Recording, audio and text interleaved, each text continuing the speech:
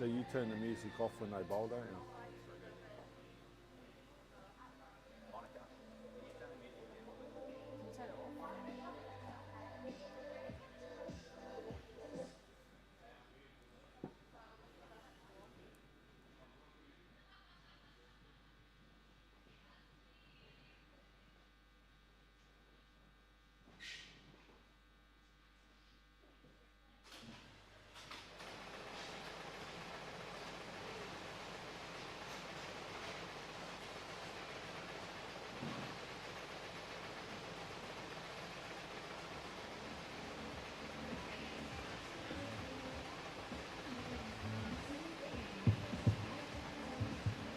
Okay guys, your lanes are on for your 7-minute warm-up.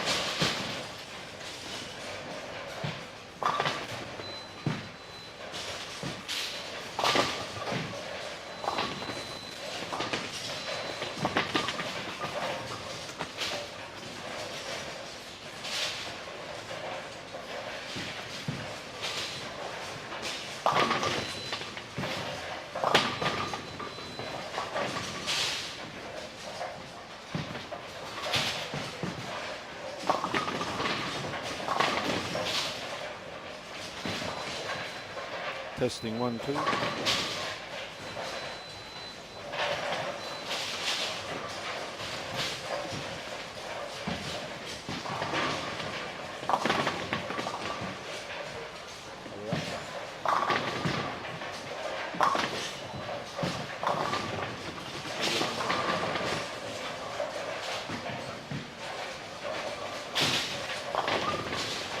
Good morning, ladies and gentlemen, and welcome to day 2 of the Lexus of Townsville Open for 2023, coming to you live from Burdekin 10-pin bowl.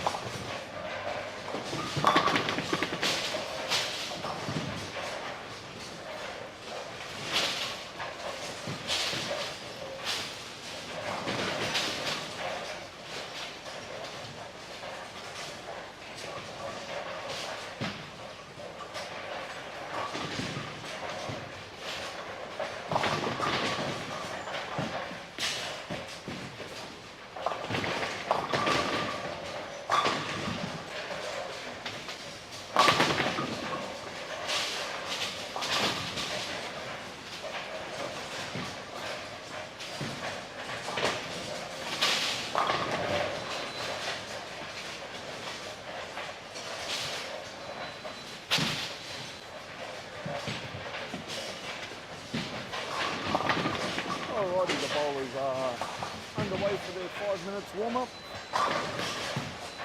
We will hopefully see some amazing bowling today from what is a very star-studded field over the next 2 squads. As we had yesterday, we do have some current Australian team members, we have some current state team members, and we do have coming up later today what is undoubtedly the best female bowler in the country at the moment, and the top-ranked male bowler in the country at the moment. So we are very lucky to have such an amazing field here in the Burdekin over the weekend. Of course, tournaments like this cannot go ahead without some very much appreciated and very much, I'll say, very strong support from some fantastic sponsors.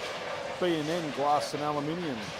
Hodgkinson Accounting, as we all know, it is tax time at the moment, so please go and see the gang at Hodgkinson Accounting and they will sort out all your corporate and individual tax needs.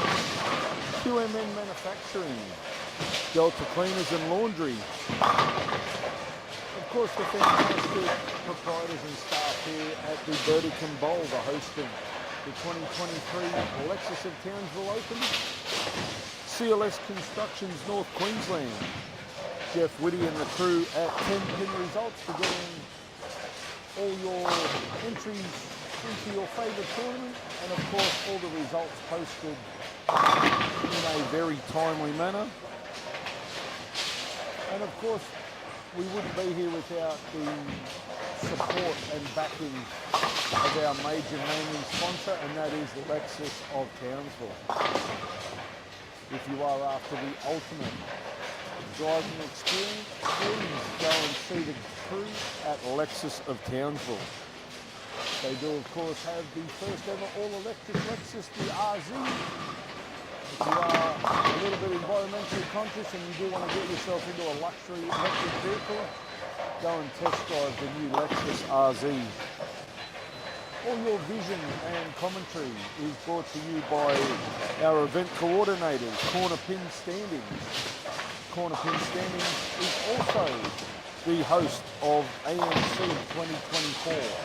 If you would like a memorable bowling experience, get in contact with Corner Pin Standings, get a group of mates together and have a bowl in the AMC 2024. The bowlers are just finalising their 5 minutes warm-up. We will hopefully see some great scores.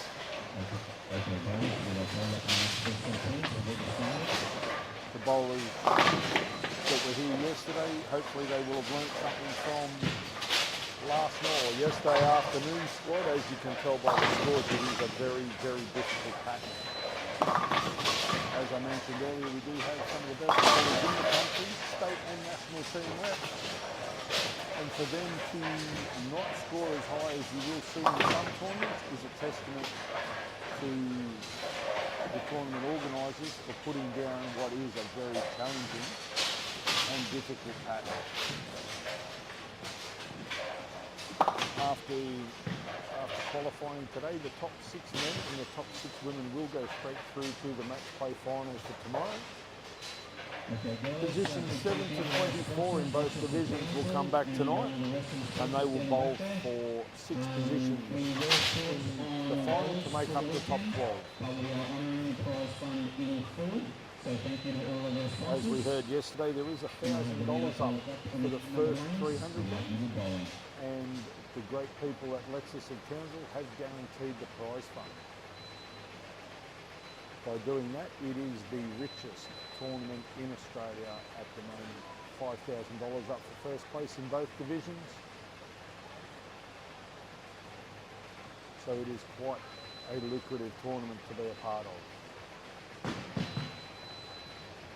The bowlers are underway. Andrei Musafora leaves a 4-pin. Rob Kalucci with an 8 count. Hayden Johansson with a strike in his first shot. Adrian Mann down on 11 and 12 with an 8 count. Emily Bottomley with a good service for her opening shot. Cohen Davis goes a little bit high, leaves a 4-pin. For those of you following along at home and you want to keep track of your favourite bowler, on 1 and 2 we have Cameron Johnston and Jodie Baker. Brendan Muscat and Rosalind Davis on lane 2. Lane 3 sees George Ellis and Sophie Jones. Lane 4 sees Rob Palucci and Ellie Bowman. Cohen Davis and Nick Fennick on lane 5. Gianna Ottaviano and Michelle Peterson on lane 6. Frank Nisafora and Emily Hinspeter on lane 7. Angela Nisafora and Hayden Miller on lane number 8. Lane number 9 has Emily Bottomley and Sean Dunn. Lane 10 has Hayden Johansson and Ashley Davis. Lane 11 is Jamie Kennedy and Leighton Nisafora. Lane 12 is Adrian Mann and Graham Clark. This squad is full. So we will hopefully see some great bowling from these athletes. Hayden Miller's off to a solid start with a 9 spare. Frank Nisafora with a spare. Ellie Bowman with a spare down on lane 4. Royce Davis with a spare. Jodie Baker's opened her account with a spot. Sophie Jones with a 7-2.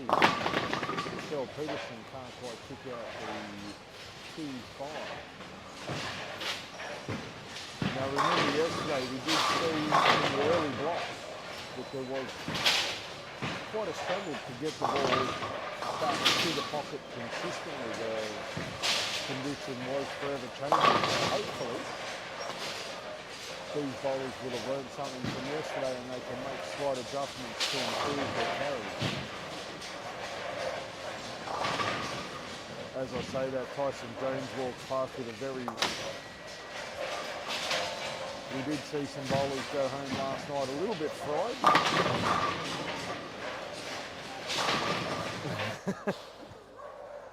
Tyson just commented that he had a night in a padded room last night. For those of you that were watching yesterday, we said it probably 1,000 times. It was brutally tough yesterday. Bowlers were making a lot of changes. They were making a lot of equipment changes, foot position changes, line and area changes. And they could get a consistent roll for a game or so, but nothing for a long period of time. So it will be interesting to see how they play today. We did hear a few of the bowlers say that the conditions started to open up a little bit in games 3, 4 and 5, but then completely shut down again from 6, 7, 8. It'll be interesting to see if the pattern does that again today.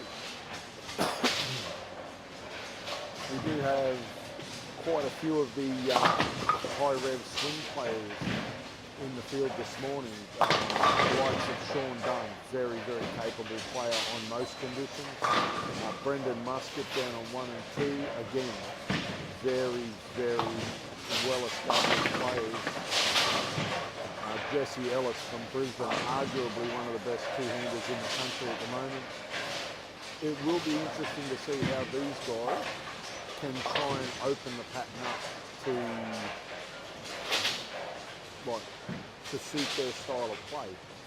Hayden Miller, young gun from Townsville, another one that likes to swing the ball, but it'll be interesting to see whether his youthful experience will be a bonus or a detriment. Can he hold his mental game together enough to make the right decision, to make the right move? He is paired with, I would say, one of the most knowledgeable bowlers in North Queensland in Angelo Nisafora. Angelo, as most of the locals know, is more than happy to share his knowledge and help the younger bowlers out. So maybe that mix of youth and experience could be enough to see Hayden back tomorrow at the pointy end of the tournament. We have one left-hander in the field this morning, Frank Nisafora. He's the only left-hander in the field at the moment. It'll be interesting to see whether the left plays the same as the right-hand side. We did see yesterday the high red players were playing fairly straight most of the day. Will that be the same today? Remains to be seen. Ellie Bowman, fresh off her Australian representative duties in Thailand. Can she make things happen? We have a very, very strong field in the women's this year. We have the full Australian World Cup team bowlers. We have probably another 10 state team representatives from all over the country bowling. So I think the women's competition will be very, very fierce. Of course, we've got some of the younger girls bowling. Emily Hinsfield, she's fresh off nationals in Hobart. Sophie Jones, North Queensland President Shield captain. We saw Taylor Piccolo yesterday. Again, just missed out on the step ladder in the National Masters. So there's a lot of very, very talented females throwing out there at the moment. We do have a number of bowlers from all over the country. We saw yesterday bowlers from WA.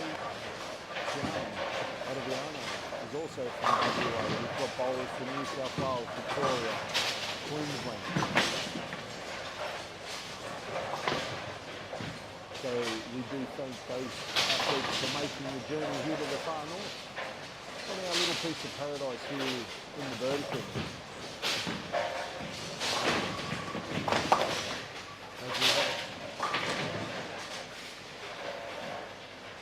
Cameron Johnston, he's looking to consolidate a healthy start. Unfortunately, he slides just past the headpin for an open frame. Jodie Baker solids through the first 4 frames. Brendan Muscat, after an uncharacteristic single pin miss, he's backed it up with 4 in a row. And Rosalind Davis, down in 1 and 2, is also solid through the first 4 frames. Jessie Ellis is working on a couple of spares, and Sophie Jones carries her first strike of the day. Rob Colucci, after sliding through a split, he throws a strike in the 4th frame. And Ellie Bowman looking to make a single pin spare with today. Colin Davis is 4 spares through the first 4 frames. Ian is solid through 4 frames also. Michelle Peterson looking for her first strike. There's Nick Fennick. Now, Nick Fennick, that was a very interesting cherry that he just had. He took the 2-4 off the 2-4-5, the baby bucket. We saw yesterday there were a number of bowlers that were cherrying the 2-4 off the 2-4-5. As we said, if you miss even a board to the left or right, the ball on this pattern is doing some weird things. We are playing on a 3-to-1 pattern. Super tough. Most of these athletes have never seen a 3-to-1 pattern. So hopefully they can get the radar dialed in and we can see the scores improve from there. As I say that, Frank missed a 4 on lane 7, or only left-hander in the field. He missed a little bit left, he missed a little bit to the right, went through the nose and left it 2-4-7-8. Again, on a normal pattern, that probably holds. He goes a little bit high for solid second. Throws the spare ball and doesn't get a reaction at all. So we saw this yesterday, a lot of players, they would allow for a reaction and just didn't happen. Brendan Muscat continues on his solid start with a 9 spare in frame number 6. Angelo Nusapor is also solid for the first 4. He's going for a single pin spare. As I said, Ken Hayden Miller. Maybe his youth and his carefree attitude might get him through. He may not overthink the pattern. Emily Bottomley, most of you associated with bowling will know the Bottomley name. Again, great talented female bowler. She's working on a double throws of 9 pin. Sean Dunn has a couple of 9 spares happening. Now we may see Sean go super deep left and take the head area out of play early. Maybe he's going to start lofting the lane earlier than most. Is that the key to scoring? Time will tell, but he's a very, very effective player also. Ashley Davis from Townsville, one of our, I'll say straight up athletes, is the more direct approach going to be beneficial? We've seen Ashley have big strings of strikes in the past. That could be the key. Adrian Mann, full of power, full of red. He's down on 11 and 12. He's off to a fairly solid start. Nothing super special, but solid. Jamie Kennedy, there's the 310. He's off to a fairly consistent start. As I said, I'm 99% sure that this is going to boil down to who can spare the makeable spare. We saw yesterday, great shots were leaving 7-10. Great shots were leaving 8-10. It's going to happen. It's whoever is going to make the spareable spares that are going to be at the sharp end of the tournament come Sunday afternoon.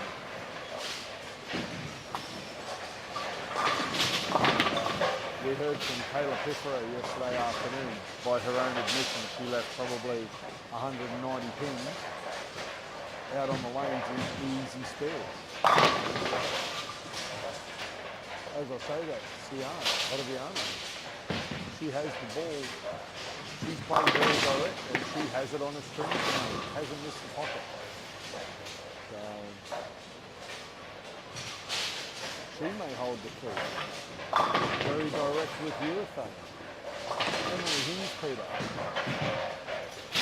She's come on leaps and bounds in the last 18 months. Her ball speed increase has been amazing.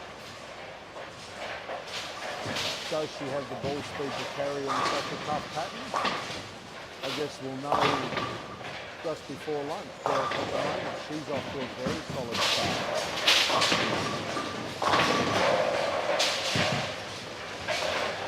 Nick Bennett makes his 9 spare. Angelo Nusafora with a strike in the 7th frame. Frank Nusafora looking for a strike as he steps up on lane number 7. Rob Colucci, very, very consistent athlete, has always done well in the vertical. Will a little bit of local knowledge. Again, it's only early days. We have seen a lot of bowlers, even so far, scratch their head as to how they're going to try and hit the pocket. We saw yesterday how brutal and how fickle this game can be. We'll see today how much bowlers have learned from yesterday. And can they make the right adjustment?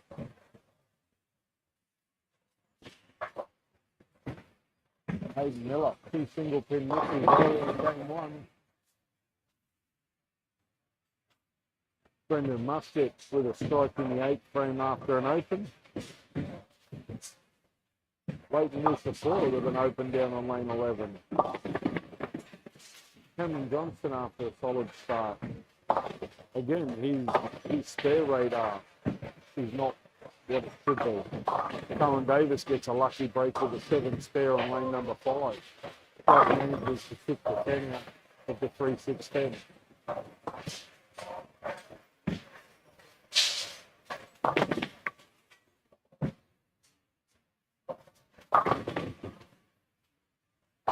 Hayden Johansson's gone to urethane early. Could be a master stroke. He hits a pocket, flushes the first one. Let's see if he can put a string together. Emily Bottomley's got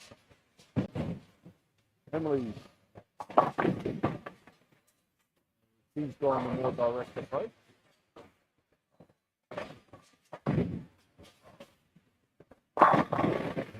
Angelo Nusafora with a double. Emily Hinspeter stepping up looking for a shot. Nick Bennett can't quite kick the 9 out of the 3-9.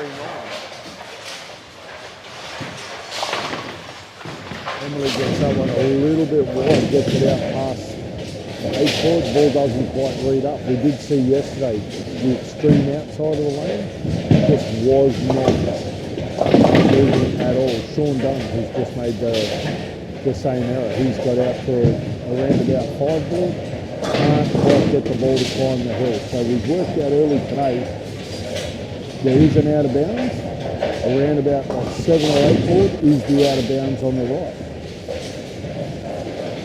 The bowlers will probably recognise this.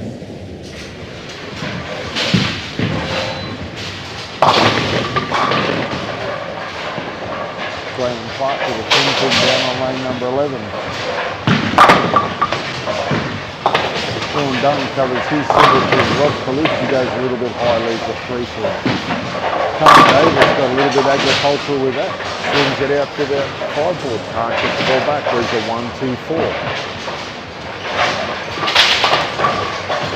Jesse Ellis, he's off to a solid start. He hits the pocket. Oh, looks for the roll on the 10, can't quite get it.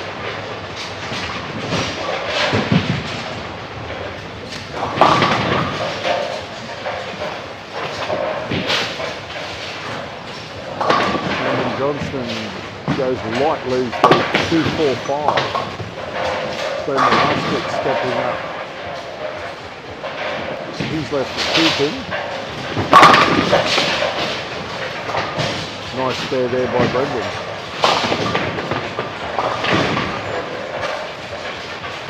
Oh, Jesse Ellis slides on past the 10-pin. That's not something we would generally see from Jeff.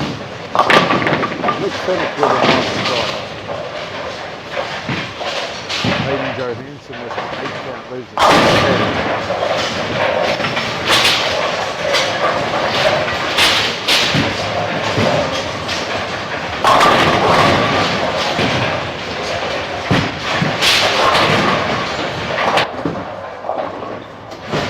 Bowman hits the pocket, leaves a solid 9-pin. Michelle Peterson with an 8 stand. Hope Miller with an 8 split. Again goes a little bit light, leaves a 5-10. High rev player, that is not something we would generally see. Oh, Sian with a nice break there, chips the 10 out.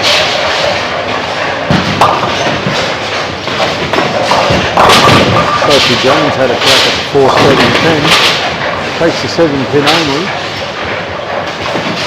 Brendan Musket starts up with a 209, great start from him, 159 for Cameron Johnston.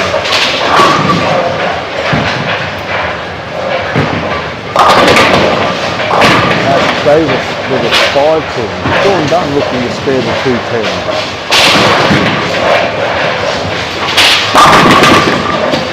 Michelle Peterson with a strike in the 9th frame.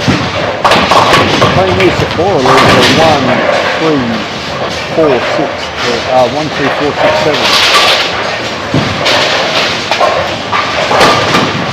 Once again, I would like to thank our fantastic sponsors of the event, B&M Glass and Aluminium, Hodgkinson Accounting, QMN Manufacturing, Delta Cleaners and Laundry, Burdekin Engine Bowl for hosting this amazing event, CLS Constructions North Queensland, 10-pin results for bringing all our entries online in a super quick manner and for posting the score so everybody can follow along at home. Of course, the fantastic major sponsor, Lexus of Townsville. I did have the privilege of driving a this morning, courtesy of Lexus of Townsville. Outstanding vehicle. Super comfort, super quiet, sits on the road like it's on rails. Absolutely amazing vehicle. Do yourself a favour, go and see the guys at Lexus of Townsville. Put your bum in a seat and take one for a test drive. You will not be disappointed in the ride, the service or the quality of these amazing vehicles. So massive shout out to all the guys at Lexus of Townsville. Of course, the vision and sound that you guys have throughout the weekend, courtesy of our event coordinators, Corner Pin Standing. Corner Pin Standing work tirelessly to bring the best quality pictures and the best quality audio for our viewers at home. And we do say a massive, massive thank you to them. And of course, they have been named as the hosts for ANC 2024. So if you do want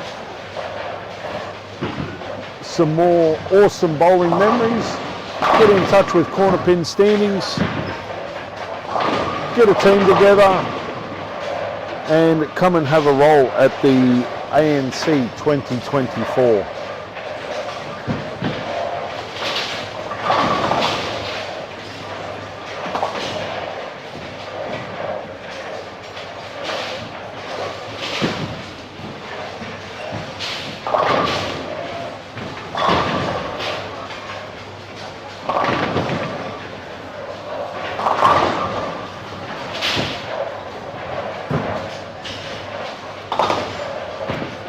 Done with a spare in the 9th frame.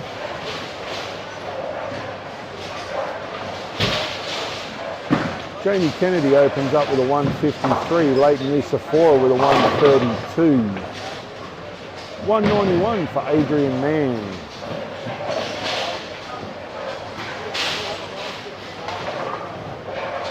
Hayden Johansson with a possible 187. Emily Bottomley is off to a pretty solid start. As I said, it'll be interesting to see what Sean Dunn can do, as he's probably the deepest left of the players at the moment.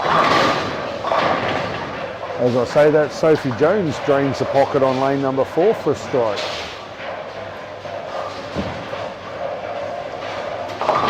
Ellie Bowman starts with a 156. Cohen Davis with a 159. Ciara Ottaviano with a 170. 136 for Mick Fennick.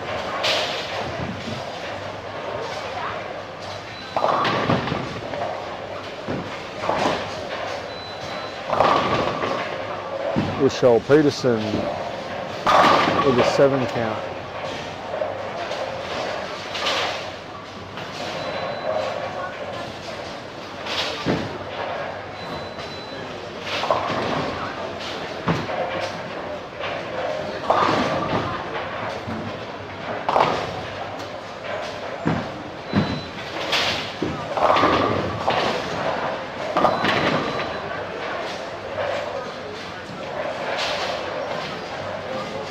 Hayden Johansson starts with a 166. Again, not the worst start. There are a lot of bowlers that are not scoring that high.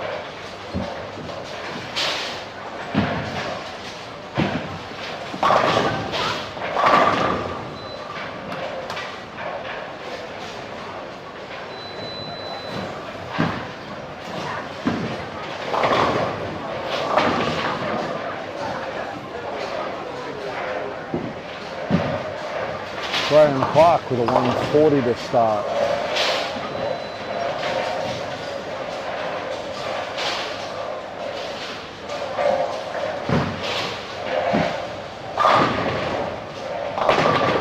Michelle Peterson has found something towards the end of that game. She finishes with a 140 game, but she's found a fairly easy way into the pocket. We've just got to make sure that her spare game holds up. Angelo Nusafora with a 3 spare.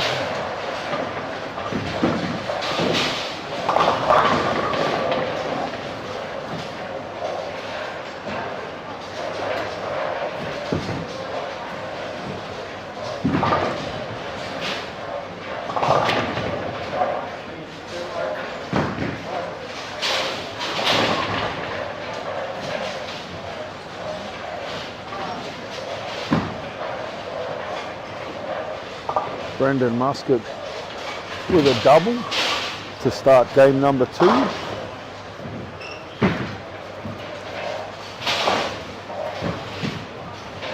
Wells Davis with an open.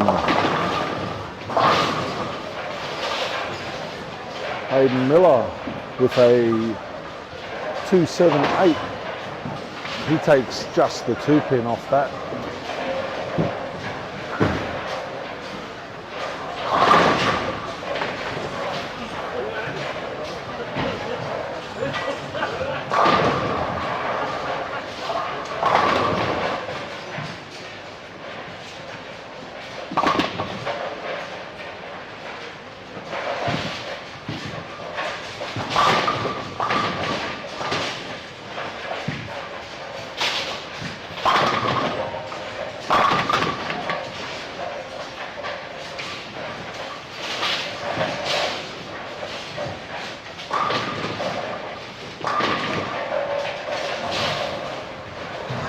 everybody. Sorry about that small pause. I just had to make sure that the commentary was coming through a bit louder than yesterday. We did have a few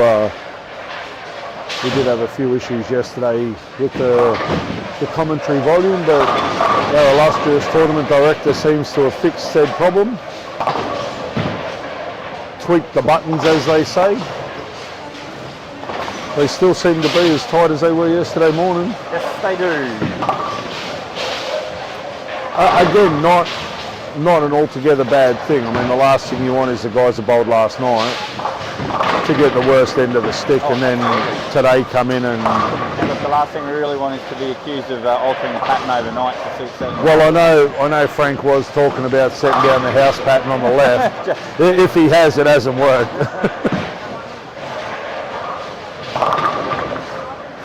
But as I was saying on the commentary yesterday, the thing that has impressed me most with all the athletes over the last probably 6 to 12 months, not one person when they struggle is blaming the pattern, the centre, anything else. It's always, we need to improve in this area.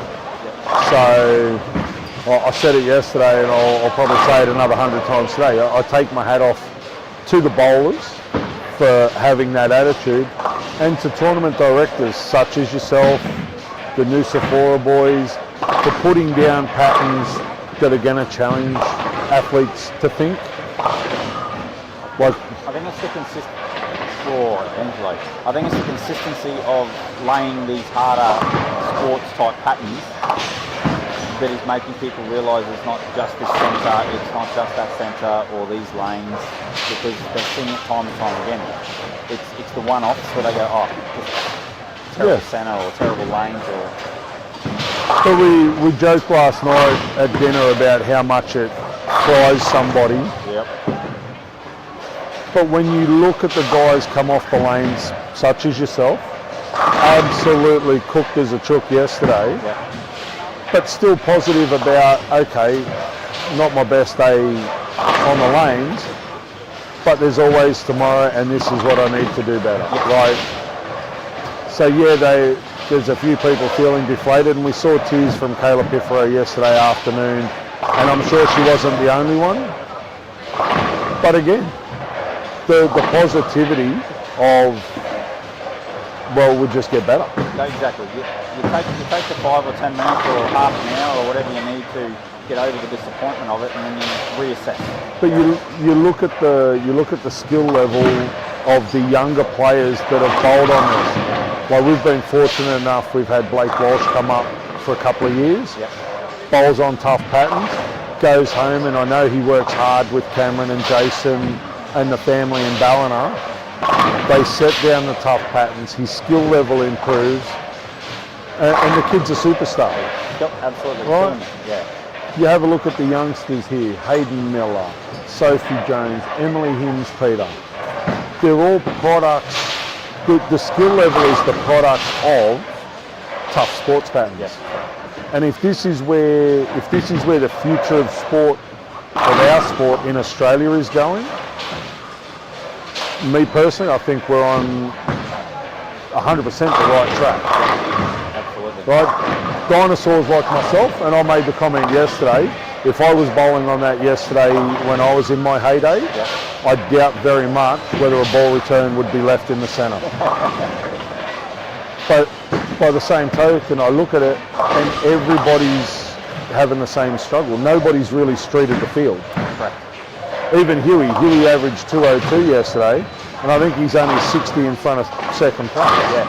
Like, we're not talking about a 600 pin gap in the pattern, so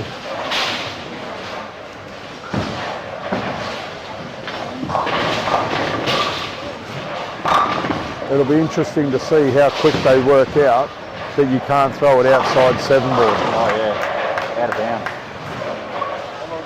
Like Sean Dunn's first shot was in the moat. Yep. I saw him flush 4 in a row in practice, and then his first shot's down the big grey board.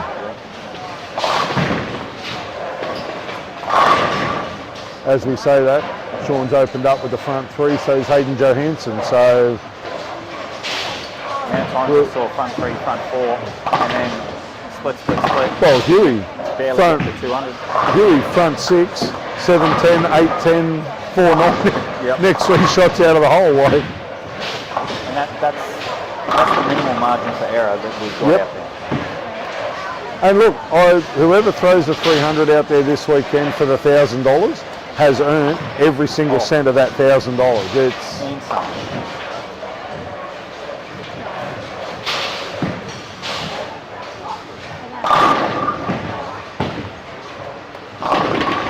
that ball of Shelley's is ugly as sin going down the lane. It wobbles and rattles and carries on, but mate, when it hits, wow, it hits. You've got to do it more than once at a time. What's happening, Shell?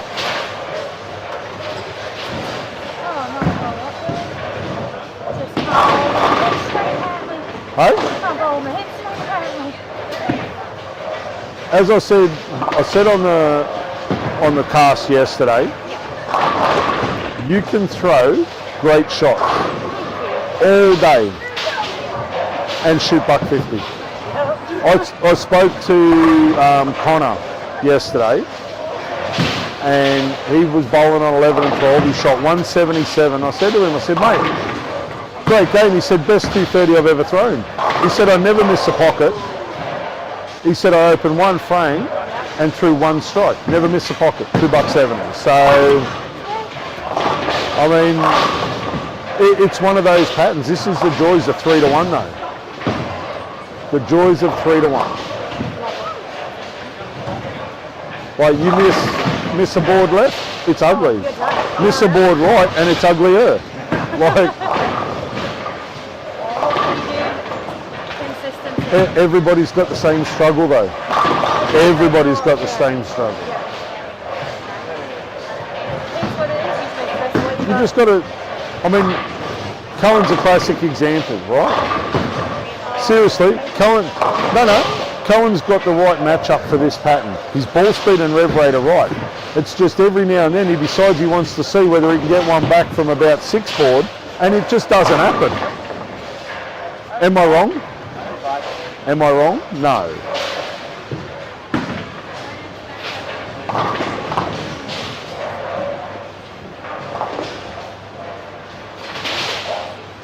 We'll try and have a chat with a couple of players.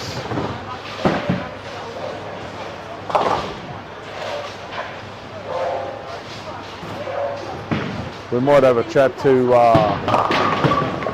Brendan.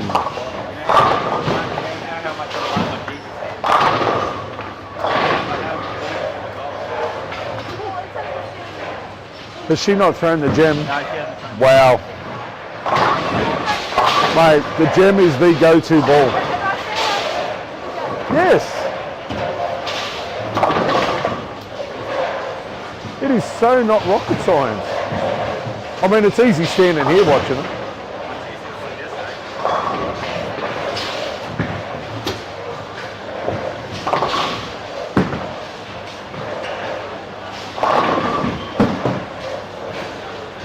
I was going to say it's a lot easier when you hit. Try hitting a target. You're not in Hobart now. 20 boards to aim at to the right.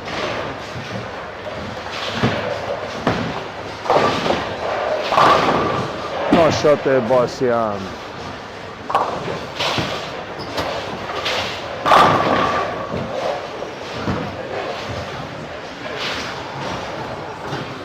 You frustrate me, Cohen, you really do.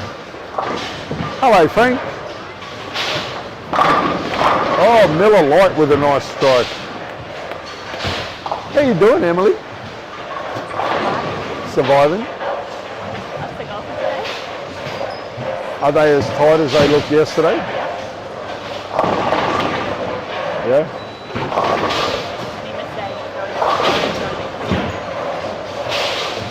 We found early yesterday that they were very speed sensitive. You had a little bit in this area, not a lot if your ball speed was right, but if you drop ball speed, you're in a world of hurt. And if you threw one quick, it was even worse. Yes. So You seem to have settled into a decent rhythm though, compared to early in the first game.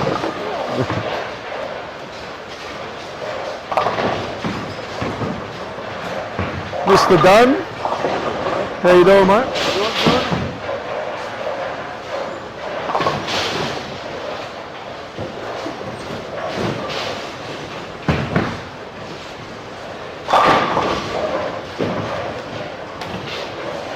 Kennedy with a double down on 11 and 12. We're just watching Emily Bottomley here on 9 and 10. Emily's playing a lot tighter than most of the other bowlers. She's starting the ball through about 15, trying to get out around about that 11 or 12.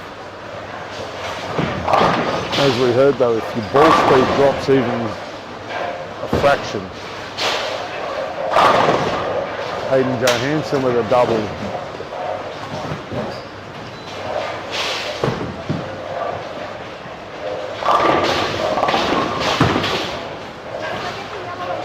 Nice spare there by Emily.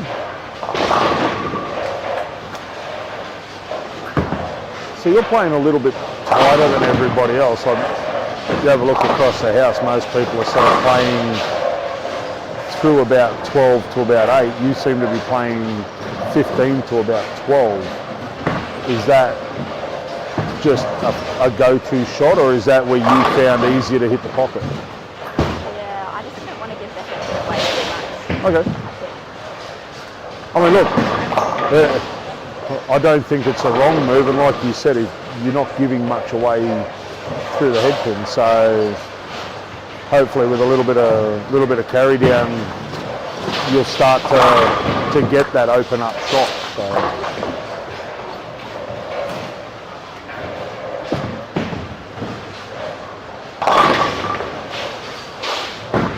Hayden Miller with an open frame on 7 and 8. Jamie Kennedy trying for 3 in a row, can't quite trip that 10 out. Graham Clark with a double on 11 and 12. Adrian Mann with a Brooklyn for a strike. We'll see if Emily's playing the same shot on the right-hand lane as she's on the left.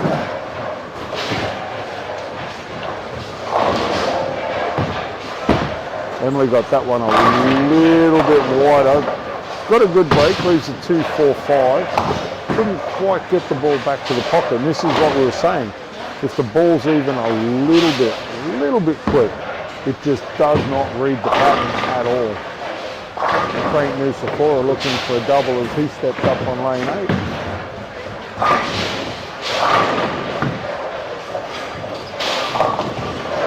He leaves a Greek church for the left-handers. He had no balance on that shot though.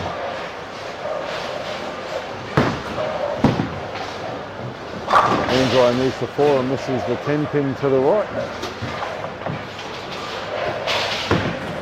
Somebody's broken the lane on lane 6, so we'll just keep walking.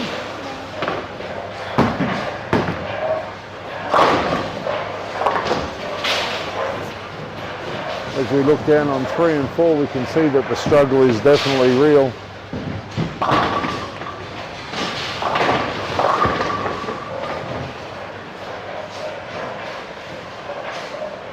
Brendan Muscat's off to a fairly solid start.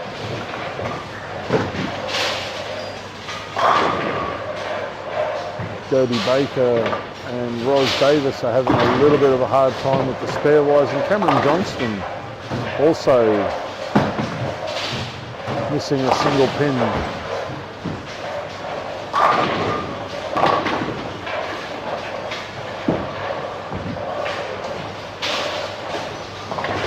As I say that, Jodie Baker actually got one to turn past the 10 pin. That's the first time we've seen that over the weekend. Rob Colucci with a strike on lane number 3.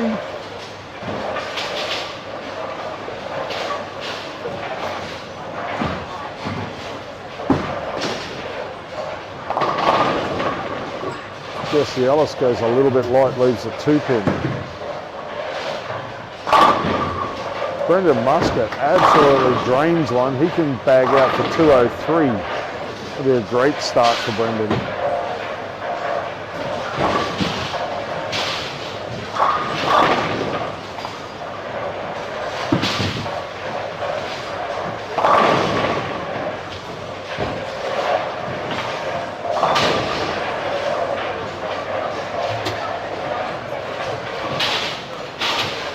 Hayden Johansson with 3 in a row, then gets up and leaves a 6-10, went a little bit high. Jesse Ellis converts his 2 pin. Sophie Jones looking for a strike leading into the 10th frame.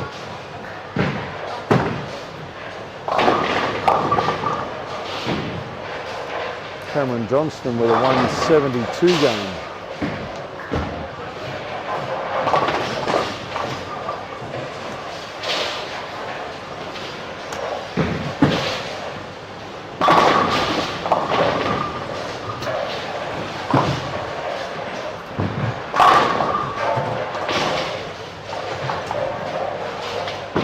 Brendan with a double in the 10th.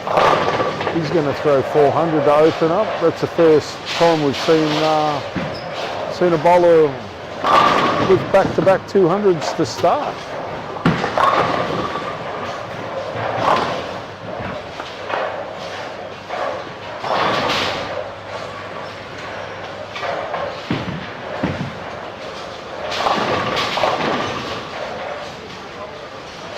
Angelo Nusafora with a 155. Frank Nusafora with a possible 168.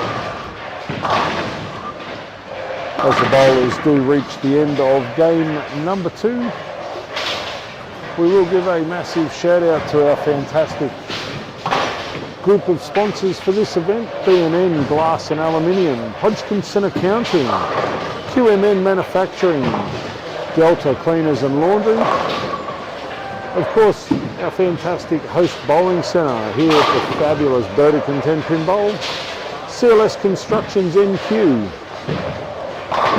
Jeff Whitty and the crew at 10-pin Results for handling all our online entries, bracket entries, and of course posting the results in lightning speed, and Lexus of Townsville for the ultimate driving experience.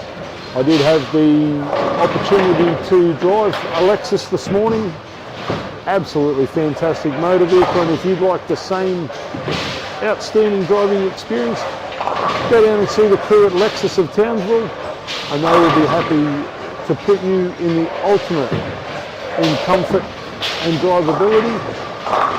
They also have the all-new Lexus RZ.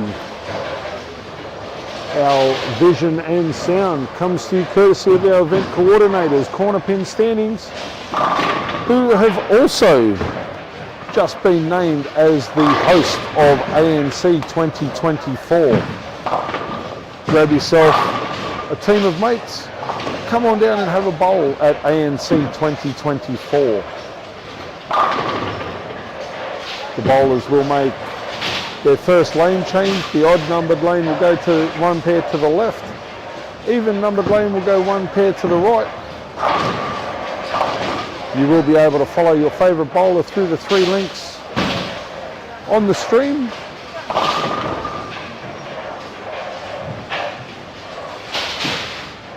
feel like I'm back in last year still.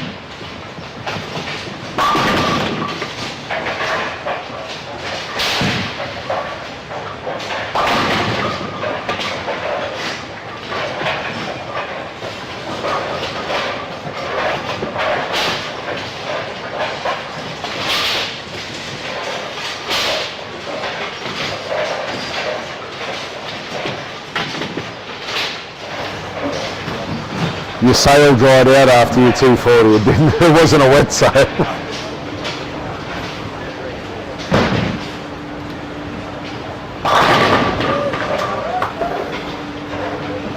Alrighty, the bowlers have completed game number 2. They are about to make their first lane change.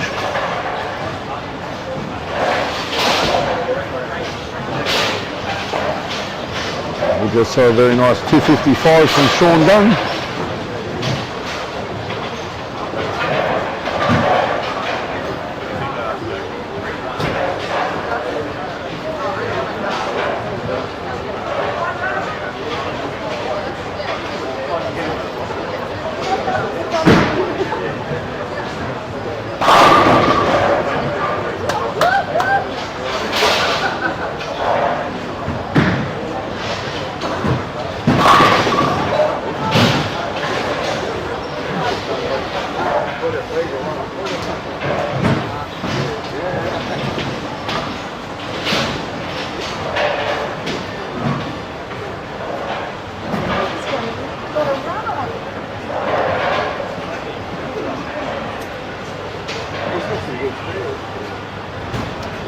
$177 for Cohen Davis. Young Brendan. Slaying him, mate. I didn't get that far.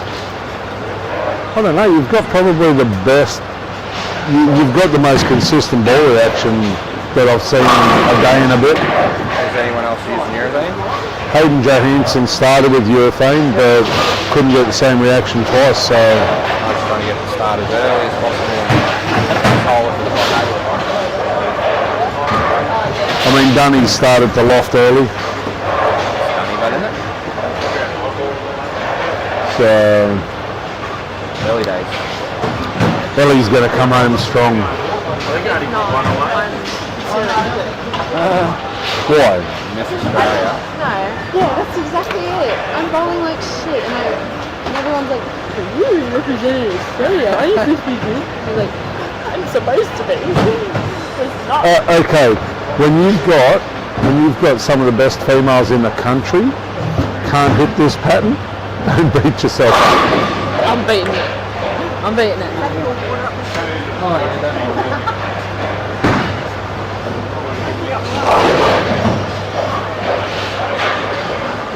Hello, Miss H, what's going on? Why are you sitting there going, oh my God? So what? Why? The two besties together. How are you finding them? Hard. But the struggle's real. The struggle's everybody's. So I don't think anybody's finding them real easy.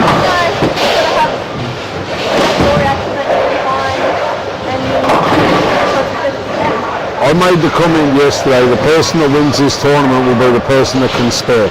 It's got nothing else to do with how many strikes you can throw. It'll come down to who can spare.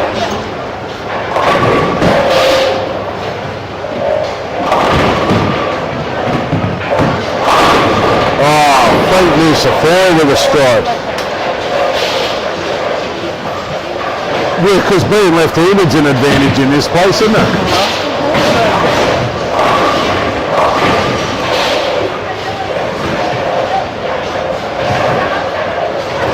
No. What do you want pins for? You're only going to knock them down. Mon, can we get a full set on lane 1, please?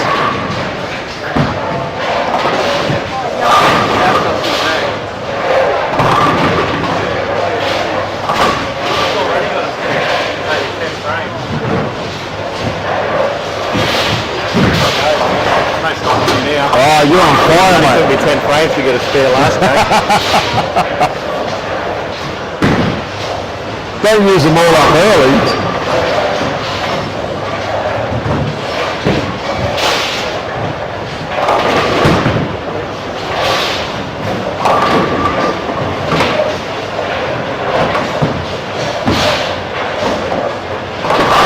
See, just broke it.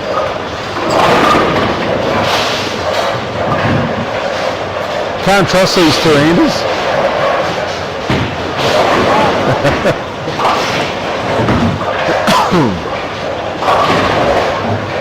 Oh, I tell you what, anybody bowls 300, they've earned the $1,000.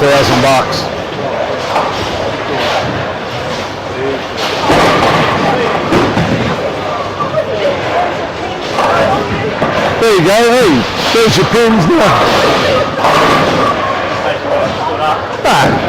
Well, she's only going to knock them over anyway.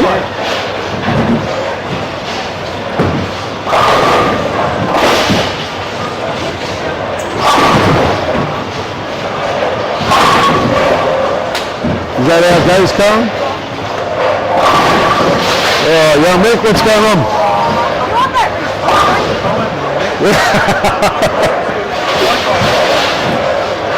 Ellie Bowman with a 9 spare. She's on fire in game number 3.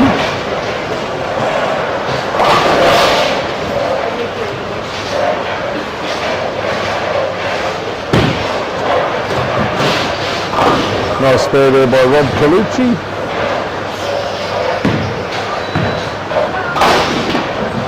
Playing this affair with a spare, look out. Mate, solid start. You're on fire. Mate, you know the struggle's real when the lefties can't score. I know Joe. But really?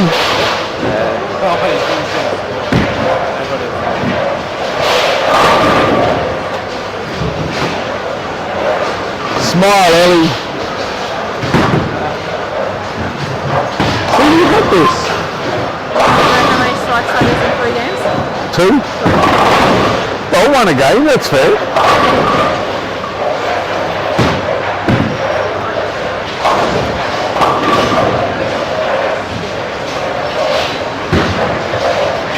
Hayden Johansson with a double and an 8 count.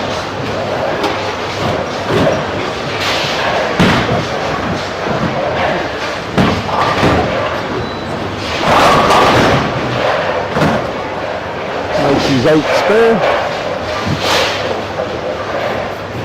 Angelo Musafora looking to strike after an open frame. There's a little bit tight, leaves a 4-7. Michelle Peterson can't quite kick out the head pin in the washout. I think Musafora goes light, leaves another 7 pin. He'll take that break as he moves forward.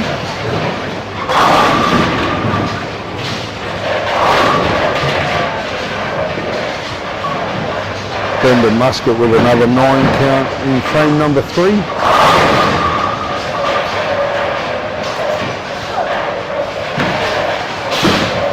Sophie Jones with a strike. Adrian Mann drops one in the gutter after his opening strike. Brendan Muscat with a 9 spare. Rob Carucci with a strike in frame number 3.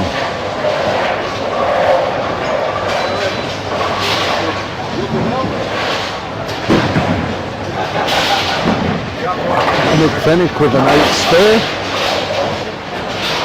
Sian Ottaviano with a single pin spare. Leighton Musafora slide past the 10 pin down on lane number 9.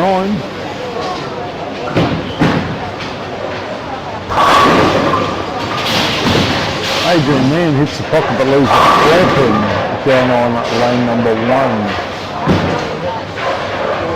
Ellie Bowman leaves a solid 10 pin. There's Emily Bottomley with a 6 spare. Emily Hinspeter with an 8 count. Michelle Peterson pumps the pocket for a strike. Good shot for Michelle. Hayden Johansson goes a little bit high, leaves a 3-6. Ellie Bowman spares her single pin, whereas Davis also spares her single pin. Sean Dunn goes light for a strike after his open frame. Adrian Mann buries a pocket for a solid 10. Hayden Miller down on lane number 9 leaves a 3-7-9-10.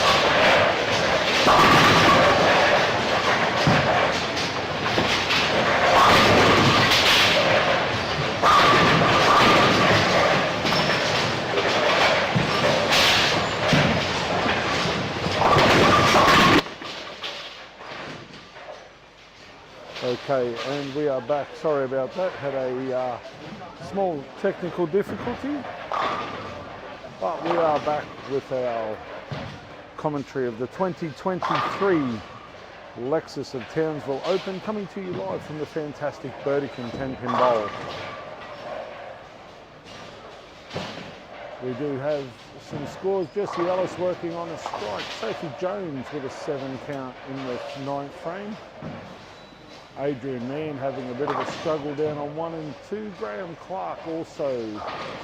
Brendan Muscat with a 184 after his opening 400 block.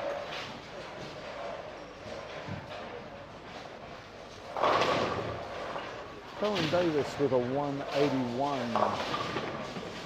Frank Nusafora goes a fraction high for a 4.710. Ellie Bowman is off to a much better start in this game.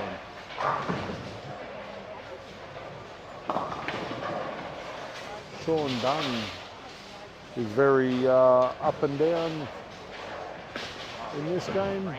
Frank Nusafora misses his 7 count altogether. Jamie Kennedy with a spare in the 10th frame. Hayden Johansson can strike out for a possible 202.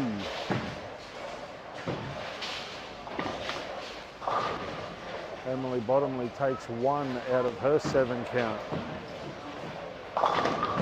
Rob Colucci goes a fraction high, leaves a 6.10. Hayden Johansson throws the first in the 10th. Leighton Nusafora is having a much better game.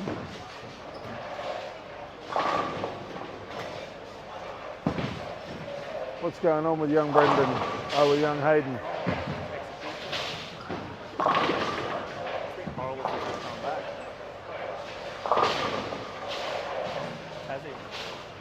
Yeah? I mean, it's a big week. Yeah. A real big week. Yeah, it doesn't help. Conditions at home. I must admit, he doesn't seem to be throwing the ball with the same conviction that he was before. Like, he was all over. Like, he was quietly confident without being arrogant type thing. And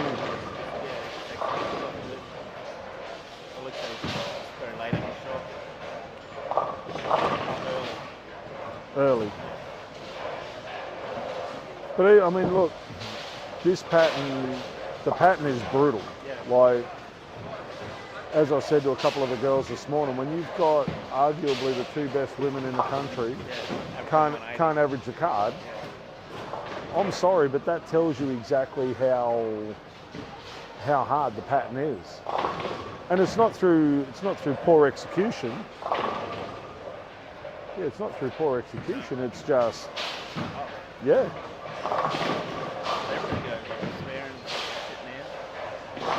Well, you start to doubt yourself.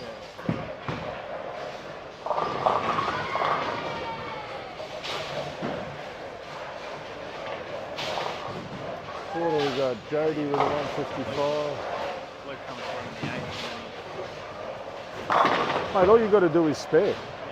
If you can spare.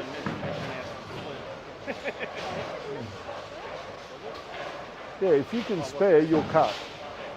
Because nobody's going to throw 10 strikes a game all day.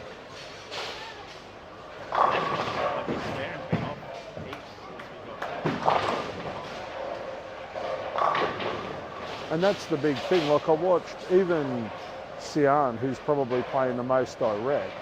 If she's a board left, like she's left 3 2-4-5s, like the baby bucket. If she's a board left, she takes the 2-4 off the 5. And if she's about a K quicker with a ball speed, she takes the 5 off the 2-4. Like, yeah, it is so speed sensitive. Like, half a K an hour can be the difference between missing a 10 and nailing it. Like,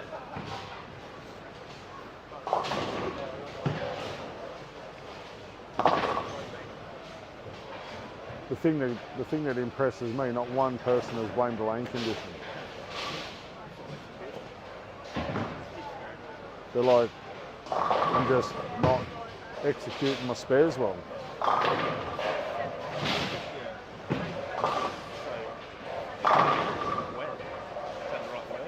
What? Well, there's been a couple of times I've seen people allow for that kick on the 10. There's an out of bounds. You cannot throw it wider than 7. If you get wider than 7, if you're really, really lucky, it's a free count. Well, we started in really left. It looked good, and then it started going down. But when you've got guys like Dunny and Jesse Ellis and Brendan Muscat that can't get the ball wider than 7 because it just doesn't come back, then you know that there's a definite out of bounds. Have you got a microphone? Can we get a full set on 11, please?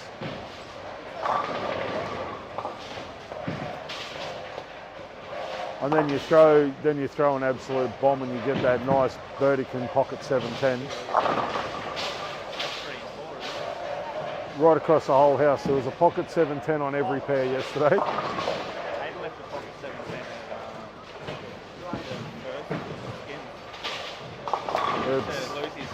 Yeah.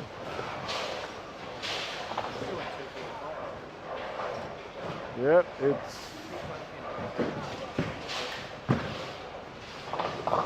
Yep. Keep making 9 spare and you're sitting sweet.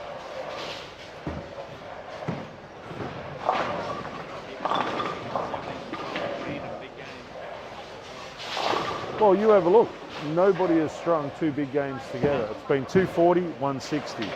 230, 170. Like, the only one that's thrown 200s in a row. No, there was 2 yesterday. Oh no, like today. Yeah. Oh yeah. Well, it took 6 games to get back-to-back 200s yesterday. Brendan did it in the first block.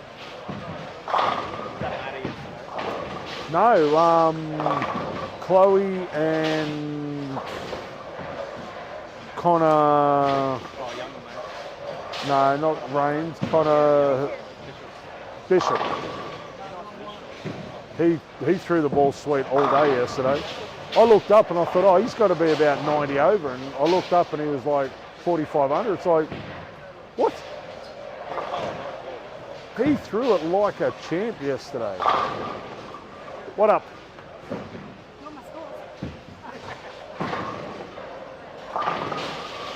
I can't turn it off. Oh, I don't want to win. What? No, Hayden and I made a deal. That you know the sweet chili powder that comes in chili shapes. Yes. Every time you bowl under 120. Oh, you're in a world of hurt. No, it's 122. I'm fine. I'm good. Wow. Went a bit on that last shot, but it's fine. I was going to say. Oh, Hato with a 9 missed to start game 4. He could be in line.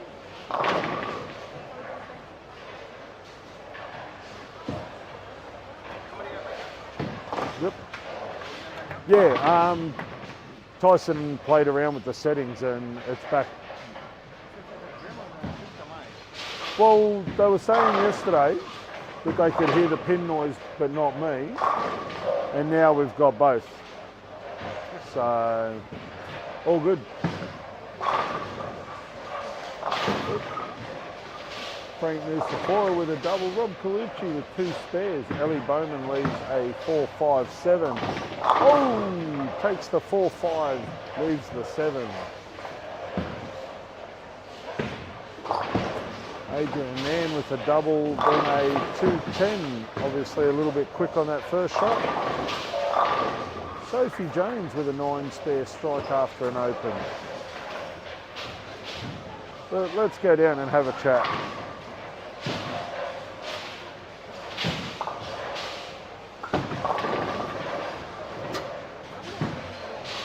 So how'd you find them? Well, you watched it all day yesterday. Is it playing like you thought it would?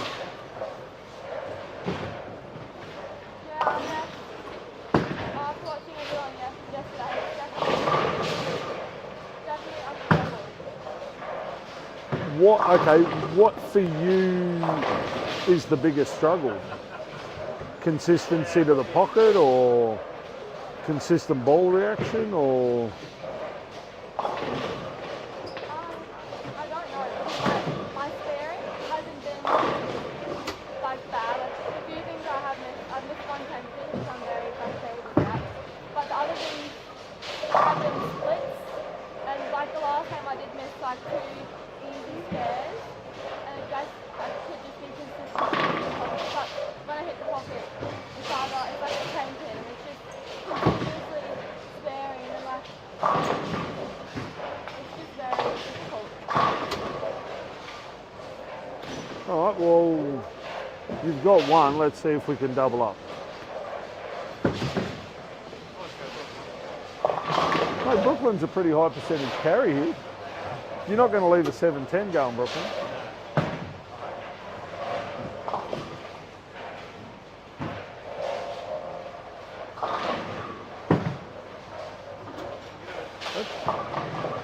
But see again, that one rolled up about 2 foot earlier than the one on lane 2. What have you done, Graham? I get a 60 spare, mate. Sure, mate.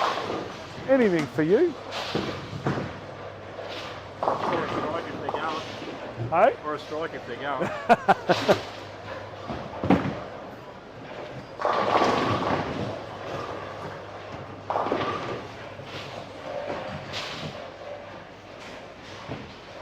See, that one rolled up early. Jess and I were both sitting there watching that and thought, oh yeah, that's a nice shot. And yeah, it picked up and rolled about 2 foot earlier than the one on lane 2. Has it been like that both pairs though? Like the 2 pairs you bowled on one lane's different to the other? Well, I'm struggling equally on both, so at this point in time, and it's just both feel the same, so we struggle on both.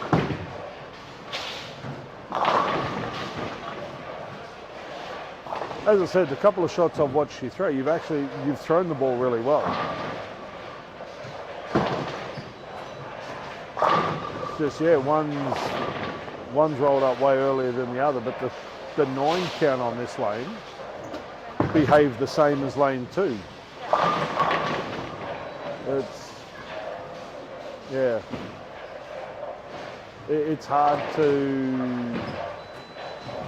It's hard to understand why it's doing what it's doing.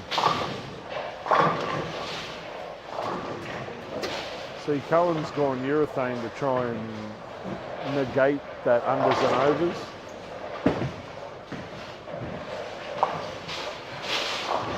Have you got anything urethane? No.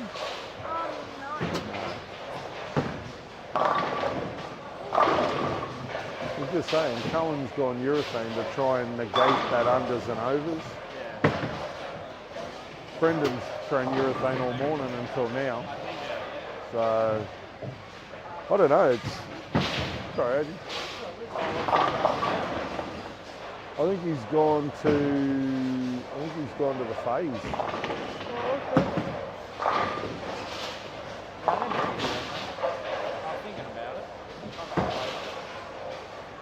But yeah, it's just,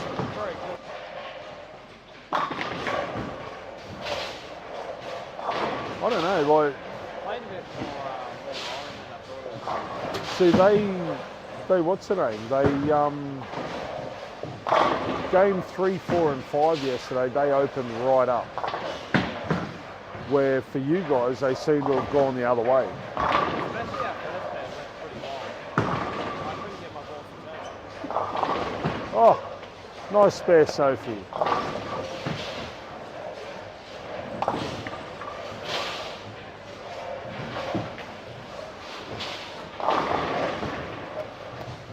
Bloody purple hammers, should outlaw them.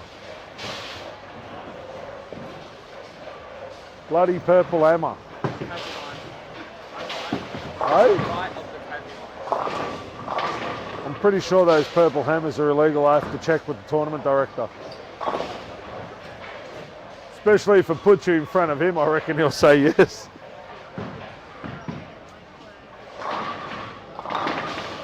Mr. Tournament Director, man. Young Cohen Davis down there is using a purple hammer. I'm pretty sure they're on the banned ball list, aren't they? Ball list, yeah. I figured you'd say that, especially if he was going to finish in front of you. I'll go down and give him the good news, shall I? Go and let him know. Yep. All right, bear with me.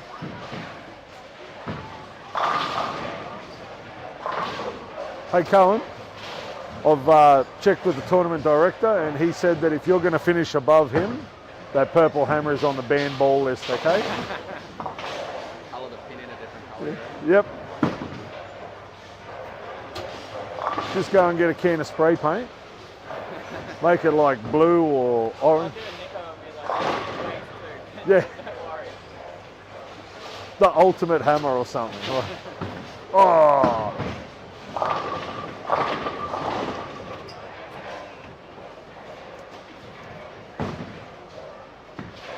Rob Colucci with 4 in a row. Emily Hinspeter goes a fraction high for a 6.10. Sorry, Rob.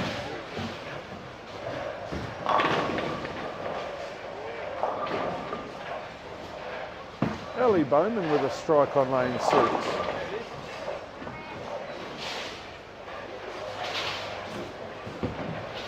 You're halfway to your 120 already. Should I answer?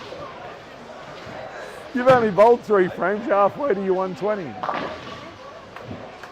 Doesn't sound as impressive when you say it like that. Well, I'm pretty sure you're not going to bowl under 120 from here. I love how you take my confidence and you literally. I'm just gonna say, I just said I'm confident you're not going to throw under 120 from here. Leighton Nusafora, mate, you want to come out of retirement more often.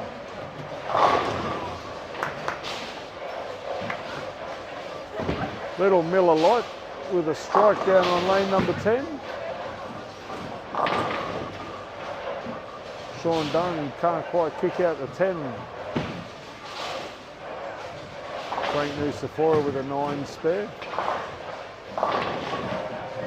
Rochelle Peterson with a 4-pin on lane number 8.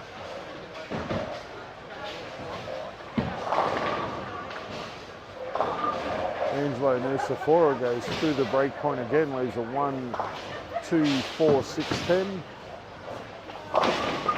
Hayden Johansson with an 8-pin. Jodie Baker with an 8-1 in the 5th. Jamie Kennedy with a 5-7 out of the pocket.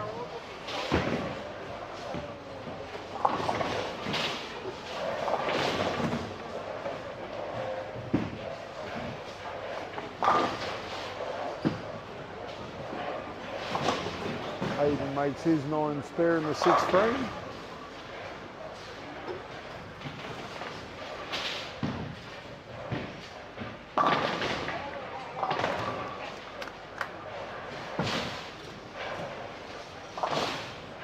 Oh, unlucky there by Jamie.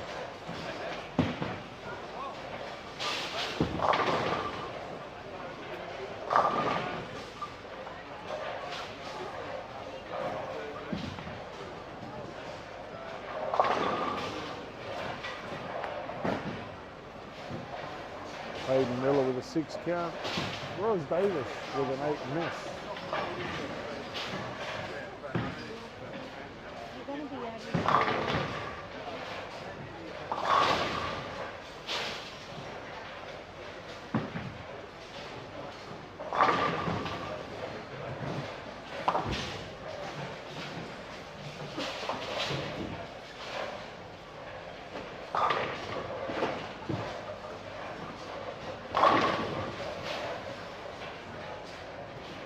Colin Davis with a solid 10-pin.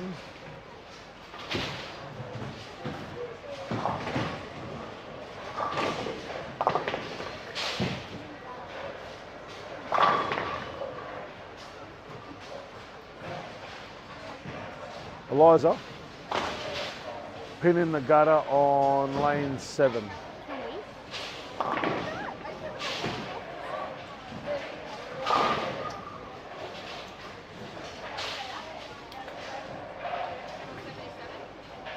Yeah, I think so. Just turn it on and talk. What pin in the gutter on lane what? Pin in the gutter lane 7, pin in the gutter on 7, please. Just like that.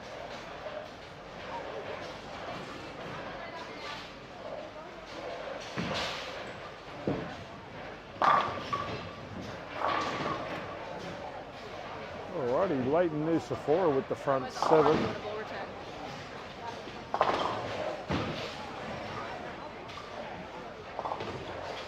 McFennick with a spare.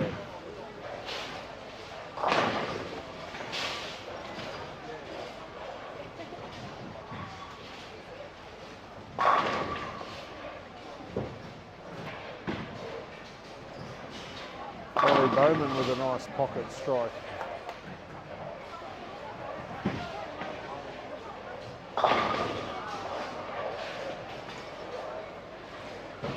Leighton with a nice solid 4-pin after his 7 in a row.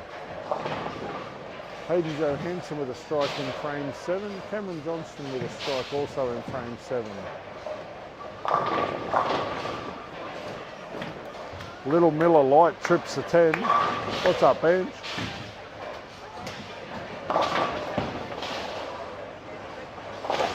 They look tough.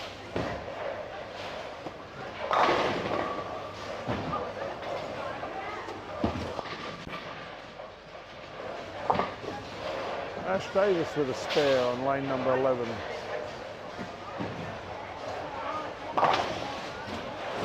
Frank Nusafora with an 8 spare. Rob Colucci with a 6 spare in the 8th frame.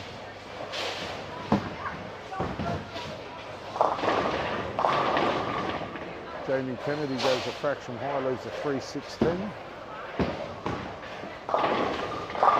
Angelo Nusafora with a solid 9-pin out of the pocket.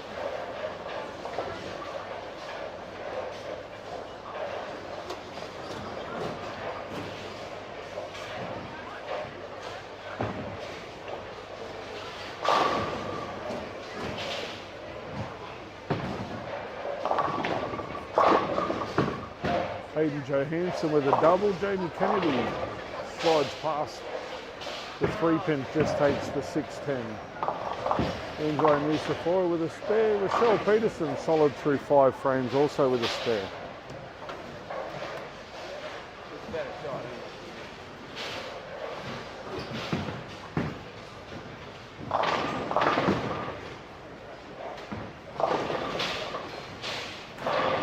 How are you, Lily? I am. It is.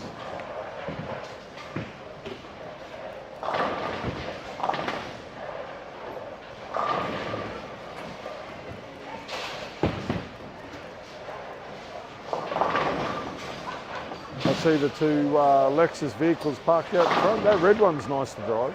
Yeah, it is. I took that for a drive this morning. Frank asked me to park it out the front. I didn't. Work out the gear stick? Yeah. When I first jumped in it, I thought it was an electric vehicle because it is super, super quiet. Yeah, that's a hybrid. Actually, I got in it and I pressed the start button. I thought, is this even on? Yeah. Because like there was none of that engine kick or anything. Yeah. It's like, what am I doing? And then but really, really nice car to drive. So.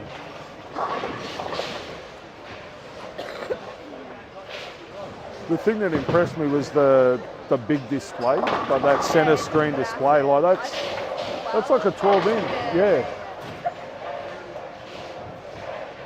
Because I was trying to work it out, I thought it's a little bit bigger than my iPad, so. I'm pretty sure it is 12. It was 12.5. Yeah. So you're obviously with Lexus. So if somebody wants to test drive a Lexus, they come into Lexus in Townsville, do they have to No, you don't have to book or anything. Just come in, see Sam and the team, and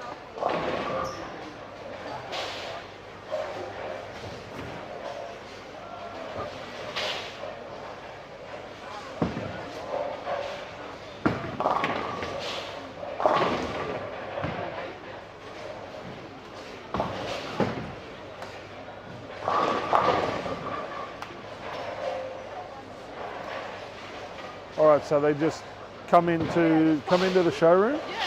And Star and Sam is working with Lexus, and they will sort everything out. Awesome. All right. So you heard that from Lexus directly. Just come in, have a chat to Sam, and they will put your backside in an absolutely outstanding Lexus motor vehicle.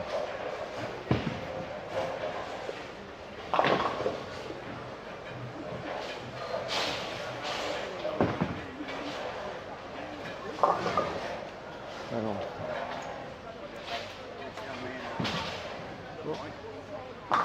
Can we get Lemo up to that ball return's making some horrible noises?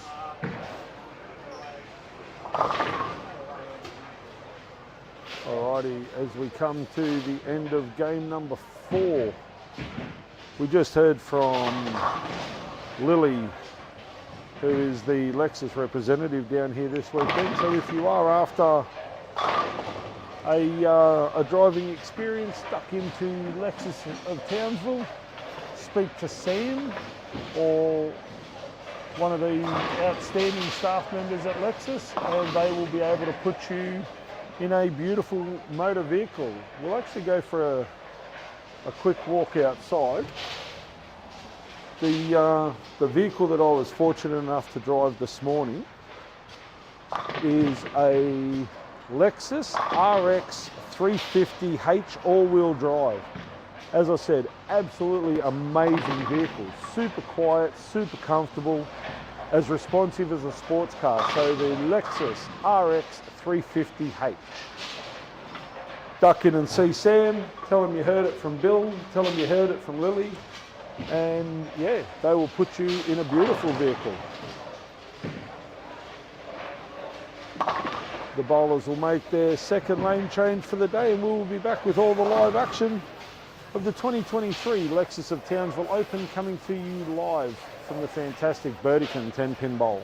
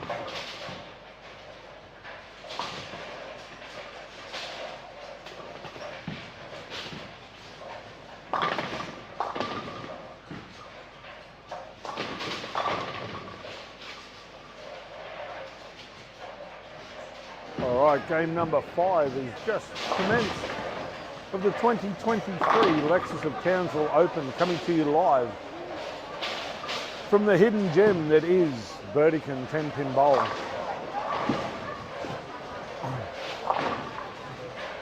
We will get some updated scores.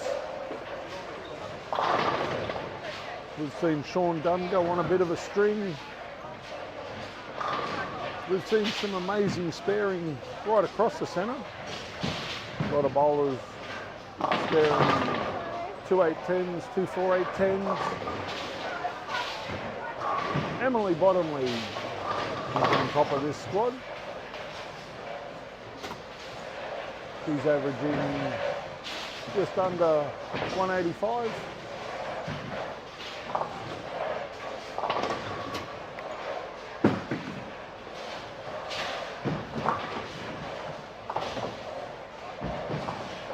Cohen Davis looking to cover his open with a strike, and he does.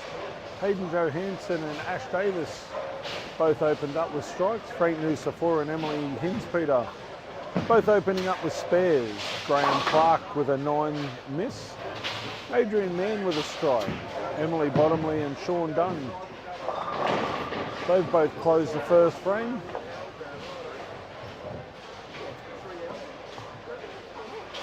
Rob Colucci with a strike, as has Jamie Kennedy. Frank Nusafora slides one past, leaves a 3-6-7-9.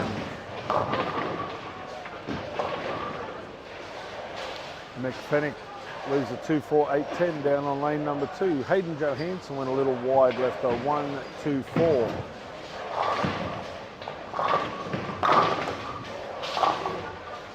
Frank takes a 3-6 off the 3-6-9-7.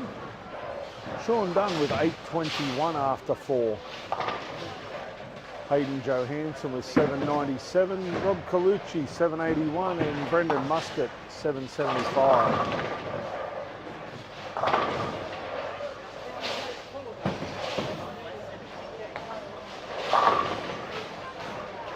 Graham Clark with a 7 spare. Adrian Mann with a double. Emily Hinspeter with a washout on lane number 6. Leighton Nusafora with a 2-4-10.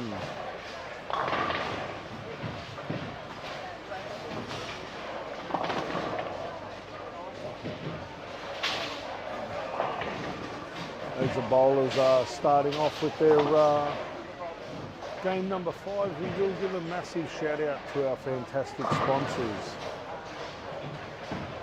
B&N Glass and Aluminium, Hodgkinson Accounting, QMN Manufacturing, Delta Cleaners and Laundry, our host centre Burdekin 10-pin bowl, CLS Constructions North Queensland, 10-pin results, and of course our amazingly generous major sponsor, the Lexus of Townsville.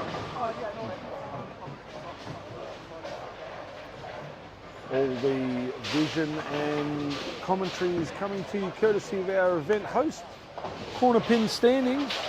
They are also the host for AMC 2024. It will be a very memorable event, so please grab a team, come on down and be a part of AMC 2024.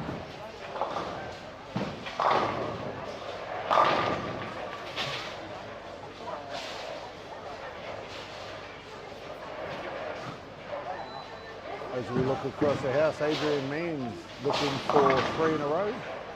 Emily Hinspeter looking to remain solid through the first 3 frames. Sean Dunn with an open frame in frame number 2. Rob Colucci goes a little bit high, leaves us 6-10.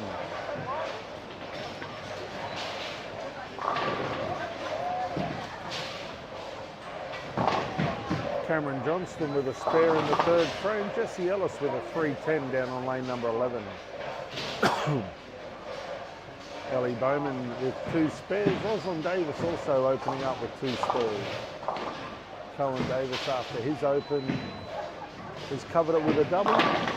Hayden Johansson with a strike.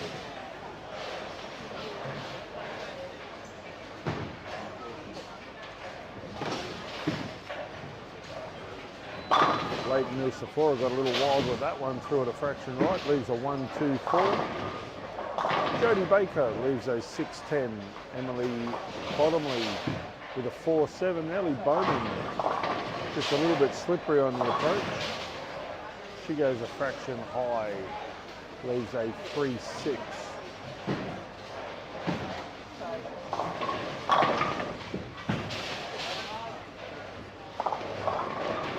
Sophie Jones with a 6-pin down on lane number 11. Leighton Nusafora makes his spare. 8 spare for Emily Bottomley. Ellie Bowman got that one way inside. She throws an 8 miss.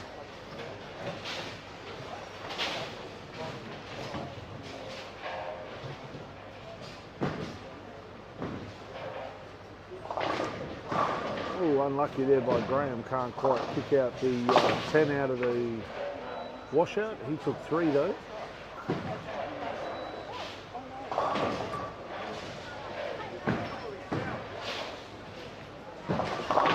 Nine spare there for Sophie Jones. Rob Colucci with a 6-10. Jamie Kennedy stepping up, looking to cover his open with a strike.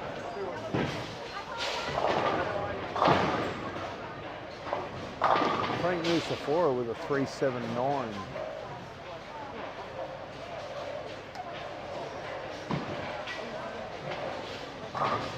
Adrian Mann with a spare.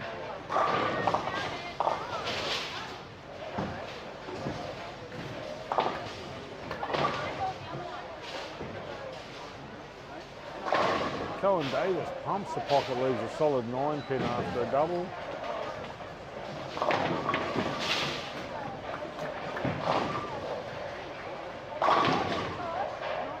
Leighton Nusafora with a strike. Hayden Johansson goes to white.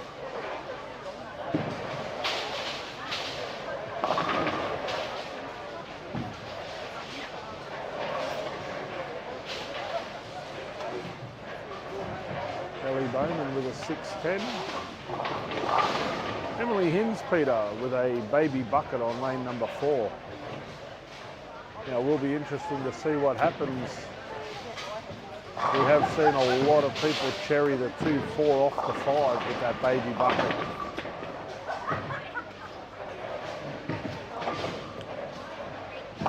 Sophie Jones leaves a 7-pin down on lane number 12.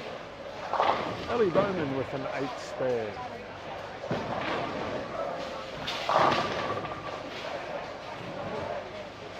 Six-pin down there for Rosalind Davis.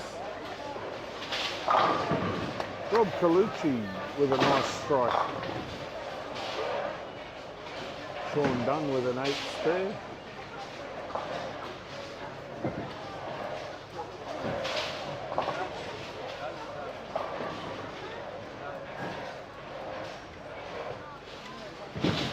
Ellie Bowman looking to strike after her spare.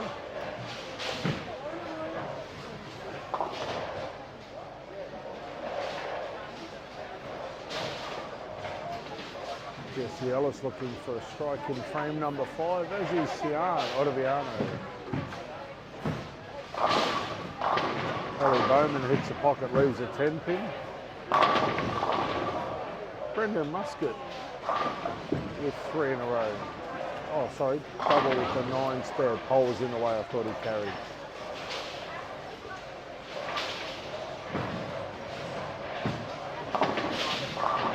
Jamie Kennedy chops the 1-2 off the 1-2-4. Ellie Bowman makes her 10-pin spare. Emily Bottomley with a double. Adrian Mann with an open frame. Brendan Muscat makes his 9 spare. Jesse Ellis looking to spare his 6 count. Leighton Nusafora goes Brooklyn for a double.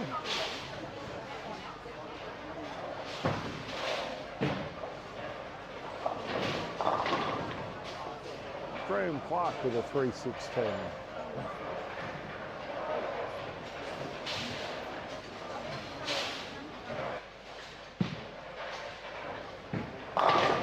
Sean Dunn with a strike. Michelle Peterson with a 6 count.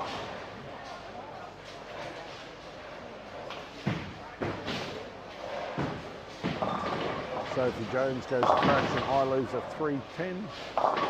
Jamie Kennedy with a 3.6.10. Hayden Miller with a 1.24. Adrian Mann trips the 4-pin forward for a strike. Rob Colucci hits the pocket, leaves a 7-pin.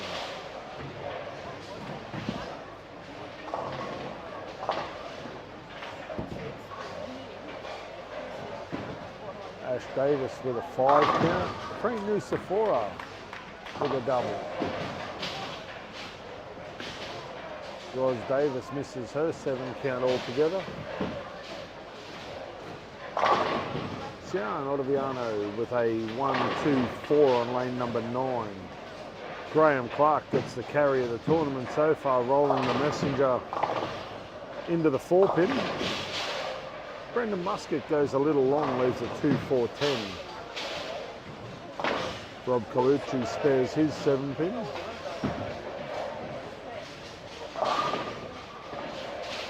Angelo Nusafora with a 9 count.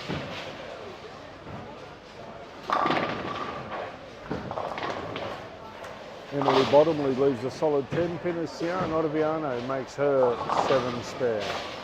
Jessie Ellis goes high, leaves a 3.46. Down on lane number 12, Frank Nusafora with 3 in a row.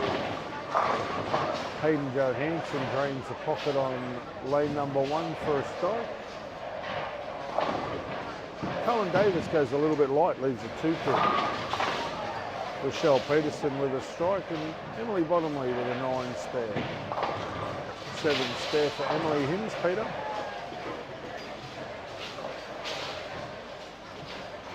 Jesse Ellis takes 2 off his 6 count. Rosalind Davis with a strike on lane number 5. Jamie Kennedy with another 7 count, leaves a 1.24. Hayden Miller goes a little wide down on 11, leaves a 1.28.10. Sean Dunn goes high, leaves a 3.6.10. Cameron Johnston with a solid 5-pin.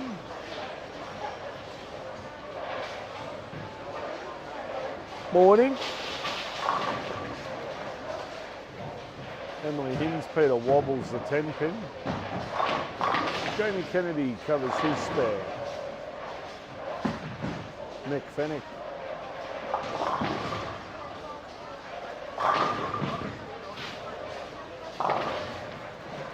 Sean Dunn covers his spare.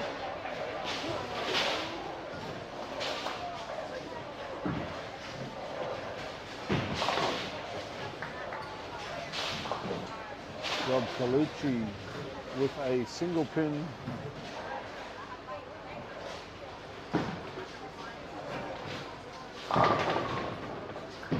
Ellie Bowman stepping up, looking for a double. Leighton Nusafora with 4 in a row.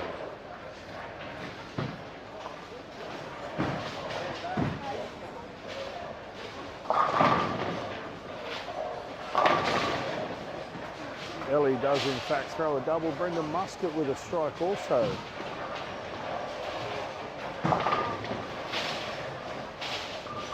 Emily Bottomley goes between the 7-10. Frank Nusafora looking for 4 in a row. Hayden Johansson looking for a double. Colin Davis strikes and Mick Fennick stepping up for a strike. Hayden can't quite pick out the 10.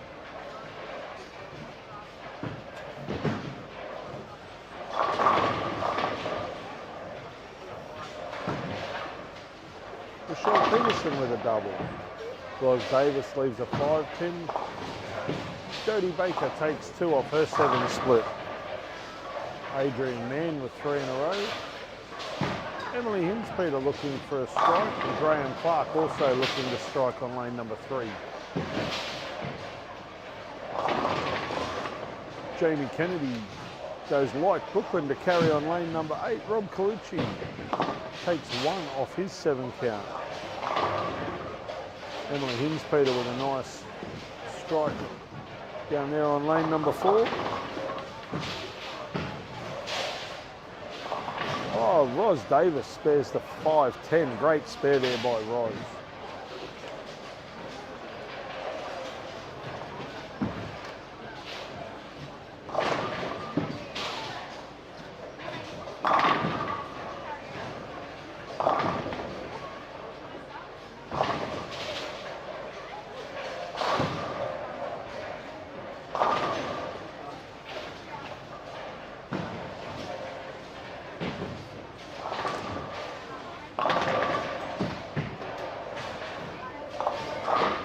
Emily Bottomley leaves a 7-9 out of the pocket.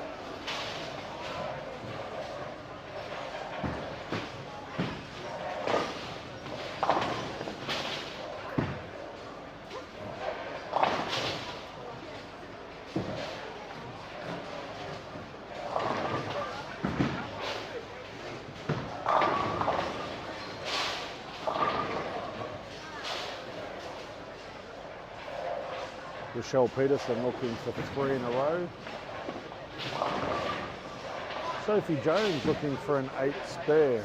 Frank Nusafora pumps the pocket for a 7-9 as well. Hey, what's going on? Hey, what's going on? Morning, morning. And it is carnage. It is absolutely brutal. I would be. There's only ever been 2 tournaments that I am so thankful I don't bowl anymore. And watching yesterday and today is definitely one of them. Yeah, I watched It is. It's a lot louder now. They fixed it up this morning.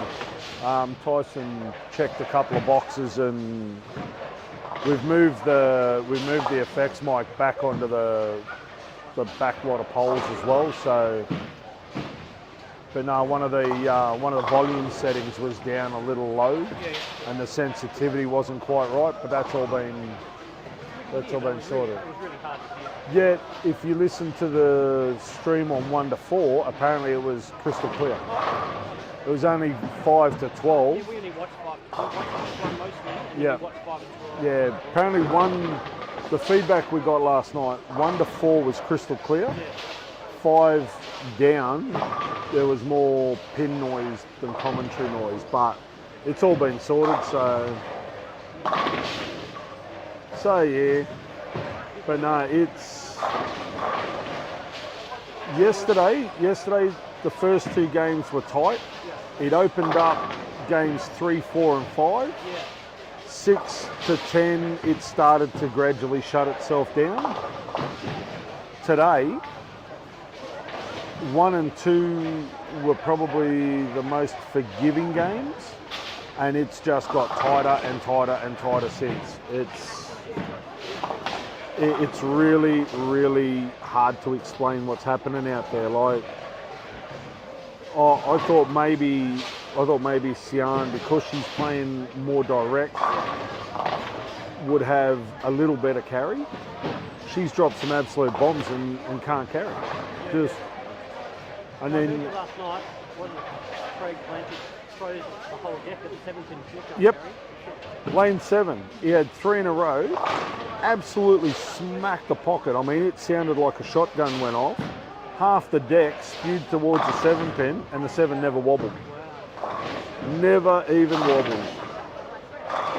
But yeah, it's weird. Like, this will come down to a tournament of who can spare. Because Dunny threw 250 with 2 opens. Went 3 in a row, open sheet. And then he followed it up with the next game on 7 and 8. And he's gone 7-9 out of the pocket, 4-9 out of the pocket, double, 4-9 out of the pocket, strike, 7-10 out of the pocket, sheet. Like, never missed the pocket and shot $170 and never made a spare. Like, it's just, as I said, I am so grateful that I'm not bowling, because I would have launched the ball return more than once by now. It just, the guys that come off last night, all 20 bowlers that came off the lanes last night were absolutely cooked as a chook. We were sitting at the Calamia Hotel having dinner last night, and not one of them blamed actually none of the bowlers have blamed the centre or the pattern. They've all just said that it highlights where we need to improve, which I think is a massive step forward for the sport as a whole, because I reckon probably 3 or 4 years ago we were still going through that whole, it's not me, it's the pattern. Now it's, our skill level has improved, so it's not the pattern, but it's still not, our skill level still needs to improve, like marginally. And I'm concerned. I bowled really well last weekend. I bowled two last weekend. Yeah. Seniors and regional. Yep. Bowled really well in the regional. On an easy pattern. But couldn't carry. I think if I couldn't carry, and couldn't fit. I would use 15, 16. Yeah. Well, young Kayla Piffero yesterday, by her own admission, left probably 200 sticks out on there, just on single pins, and she had a drama with the 610. She was allowing for the ball to have that last little bit of kick, and it's not here. If you go outside 7 board, It's not coming back. it's a 3 count at best. Yeah. I mean, Dunny's got a couple of them back for like a crap 5 count or a washout, but he's the only one I've seen get the ball to deviate outside 7 board.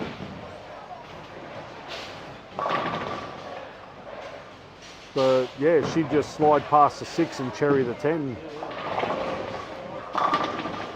So, but it's everybody's struggle. Even like you watch Frank on the left, Frank's not throwing the ball bad, he's just not, the ball, one ball will read early, one ball won't read at all.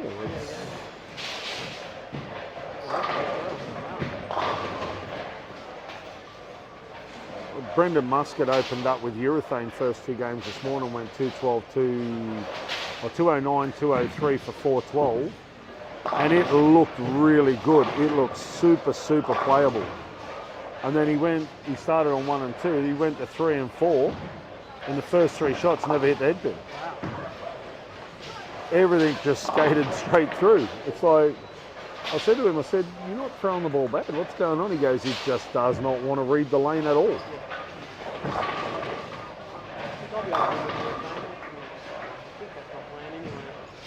It's, the thing that's impressed me is there's nobody shooting, like, there's no one person who's shooting massive numbers. Everybody's struggle is real. Like Huey topped last night's squad, was 28 over, and threw 2 250s in there to do that. It took 6 games for somebody to go back-to-back 200s yesterday. It's brutal will be a word for it.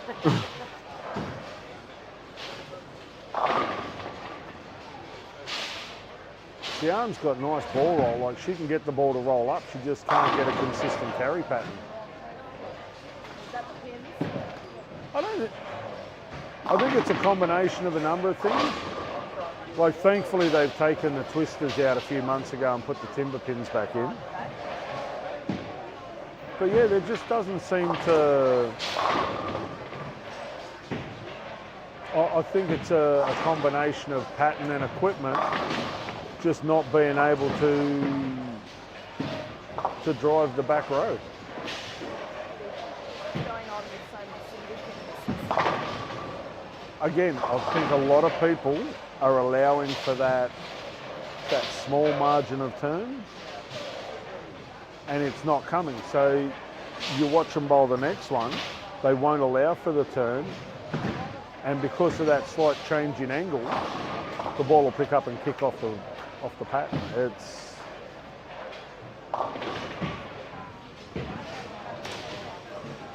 like Brendan Muscat, that shot there. Every other centre in the country that turns that far and he makes the 4-pin. That one there, the ball just keeps fading right.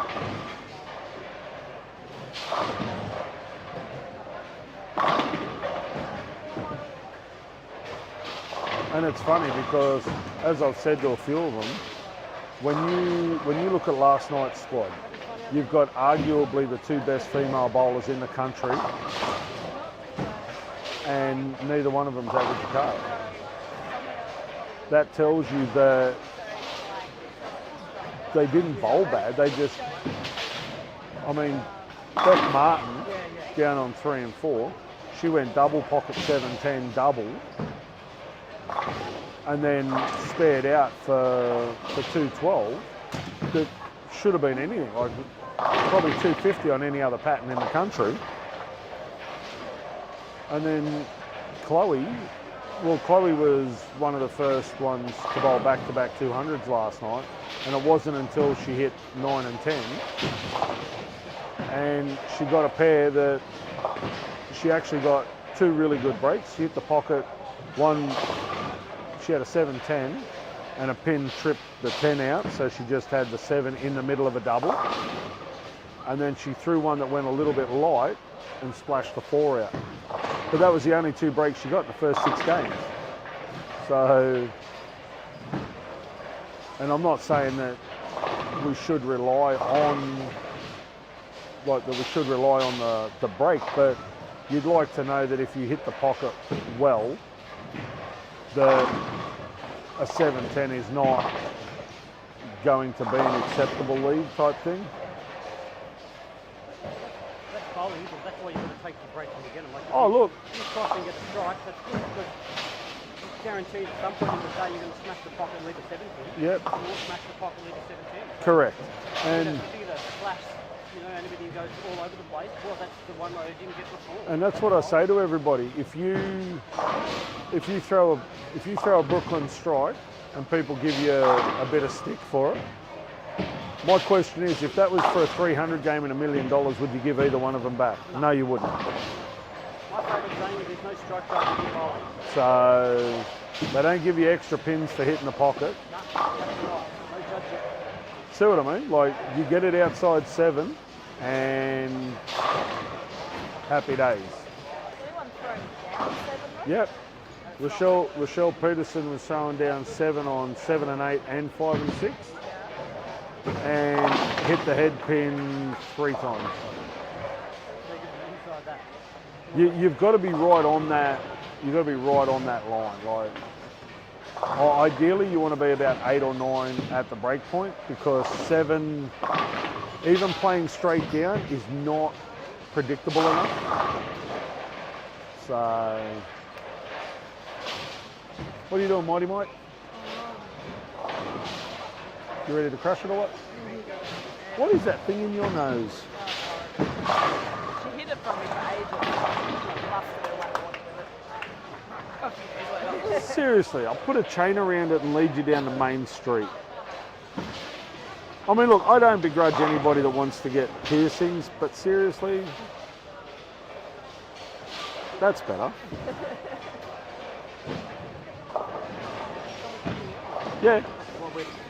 Yep, and that's exactly what the commentary's all about. It's exactly what it's all about. And it's actually really good, because you guys have literally just walked in. You watched it yesterday, and now you've seen it firsthand, and it's like, oh my God, what do I do from here? I watched my pictures and I'm quietly killing myself. Oh no, like, as long as there's no F-bombs and C-bombs, the rest of it's all good. Always a pleasure. Hello, little shit. How you doing? He clearly knows you. She's always been my little shit. What's going on? You've run out of colouring in books. I could have bought you. That's it. They go cheap at Woolworths. Christmas Day special. See, Jesse Ellis has now found a little bit of rhythm. Angelo Nusafora has been fishing all day.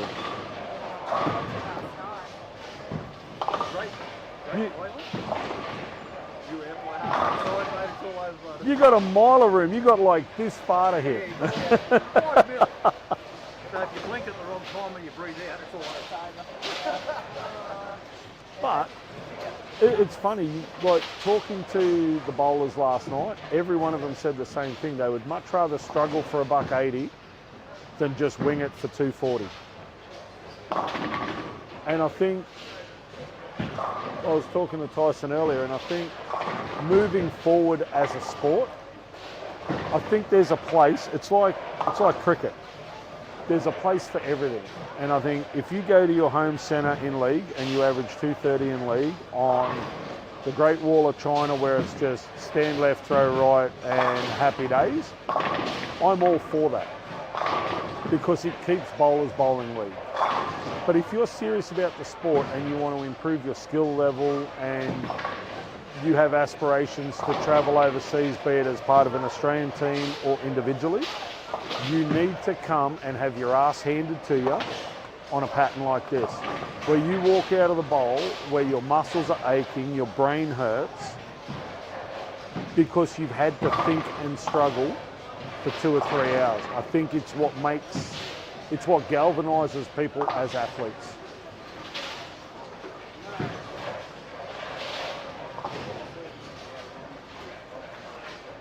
And yeah, everybody that's come off the lanes yesterday has said the same thing, like they're just absolutely fried, but loved it. So,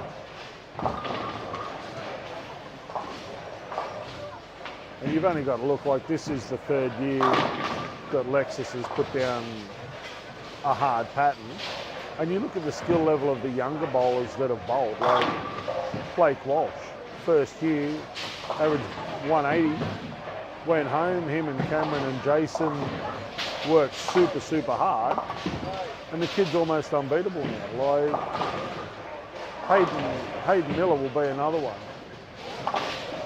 He'll be ready to give the game away by lunchtime, but I guarantee he's back in the bowl on Monday, working with his dad and his coach, improving their skill level.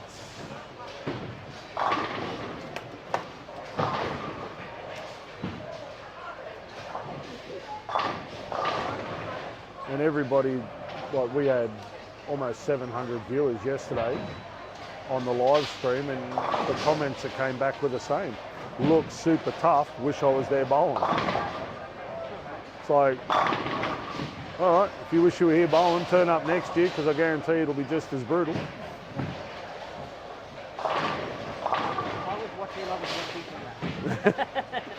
Well, we went out for dinner last night with Janet and Dan, and I said to Janet, I said, you guys, like, you looking forward to bowling tomorrow? She goes, nah. She said, I've seen enough. It's like, yeah, righto. Adam was the same. Like, they came in yesterday morning and had a practice because they had 11 and 12 was set up with the pattern for those that were here early. And Adam threw half a dozen shots and he's just shaking his head. I'm like, you all right, mate? He goes, it's going to be a hard day at the office. And I thought, this is coming from the guy that's on top of the rankings at the moment. And credit to him, he is throwing the ball like a boss at the moment. He is throwing some really, really great shots at the moment. And for him to sit there and say, look, it's going to be a hard day at the office. But again, he's looking forward to it. It's like, I wish I had some chance to throw it on the pattern so I had more of an idea where to start. as I've said to everybody, if the ideal place to start is where you would start at home in league.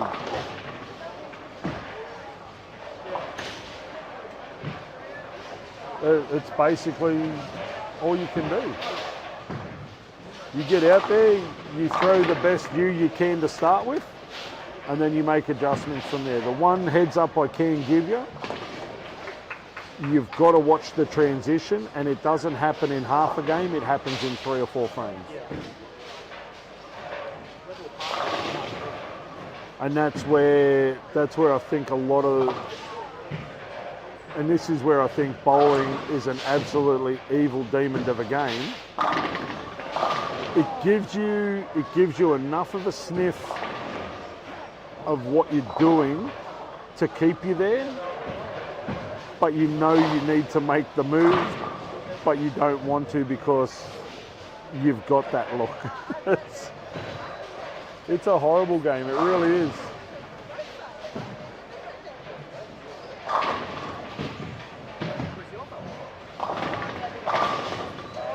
Oh, Leighton, solid 9. And that's what I mean, like you can throw, you can throw an absolute bomb and not even look like carrying. And the big thing to remember here, and it was really prevalent last night, you'll probably see a few more over the next 4 or 5 games. A 7-10 out of the pocket is an expected leave.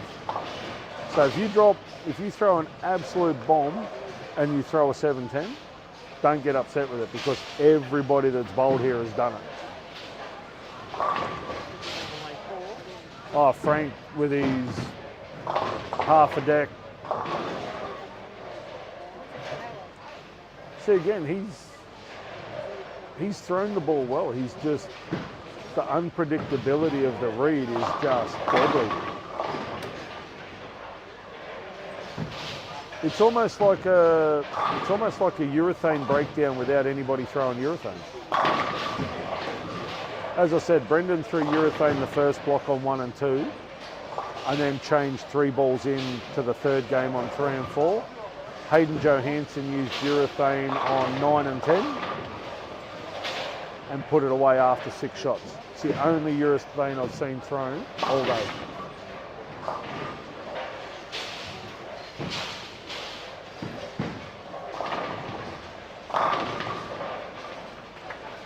This is the cleanest game Dunny's thrown.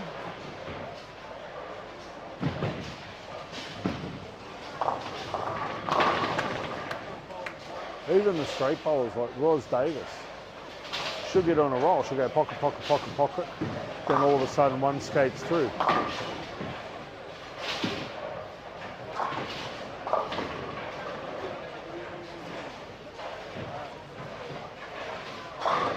I was actually watching Cameron Johnston bowl, lad down here on 9 and 10, and it's almost like he flicks it out of the back of his hand, and he has got probably the most consistent ball roll of anybody out there. He's just not accurate.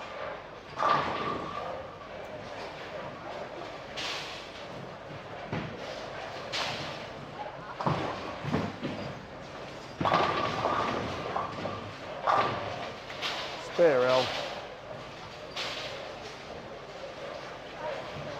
Angelo, 3 in a row. Oh, and then he fell off it. Again, got a little bit wide. Ball just doesn't come back. I don't know how slow ball speed would go outside 5. Like if you had slightly lower ball speed and could, I don't know, maybe get the ball to roll the mid lane outside 5, because nobody's done it. The ones that have tried to play outside 5 have been moderate ball speed, and yeah, the ball just doesn't seem to want to jump off the pattern.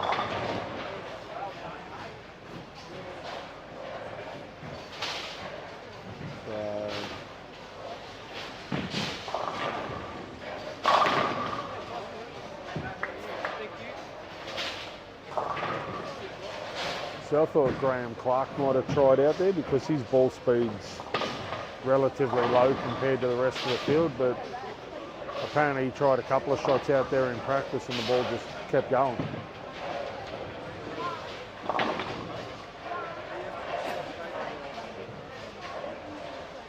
Yeah, be interesting. I looked at the pattern on paper and thought, oh yeah, it'll be about a 215 for the top 12. After watching them bowl yesterday, I think it'll be about $1.78 for top 12. Well, Kayla Piffero averaged 171 or 170 or 171, and I reckon she's almost guaranteed to the top 12.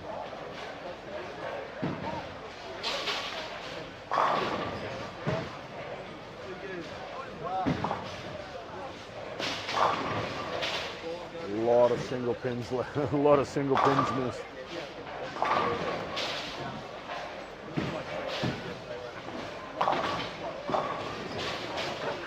See,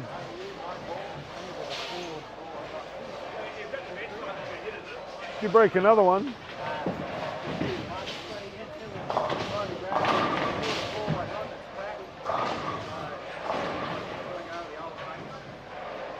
go and steal one off your old man. Oh.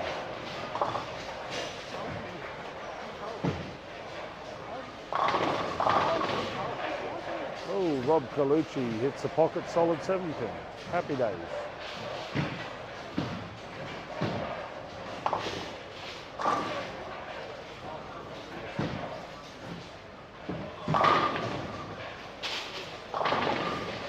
Well, they've got 4 games to go. It'll be interesting to see what the pattern does.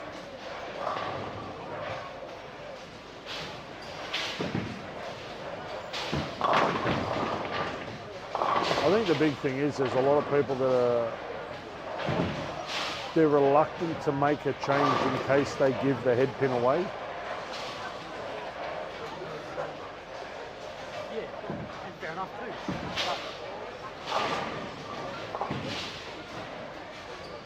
too. It is, especially on a pattern where sparing is key. And they're playing tough, so you don't know if you make that big move, if you jump that tough shot, are you going to get it back to him? And the big thing is, if you don't and you go back to where you were, is that same shot still going to be there? Yeah. That's the $60,000 question, really.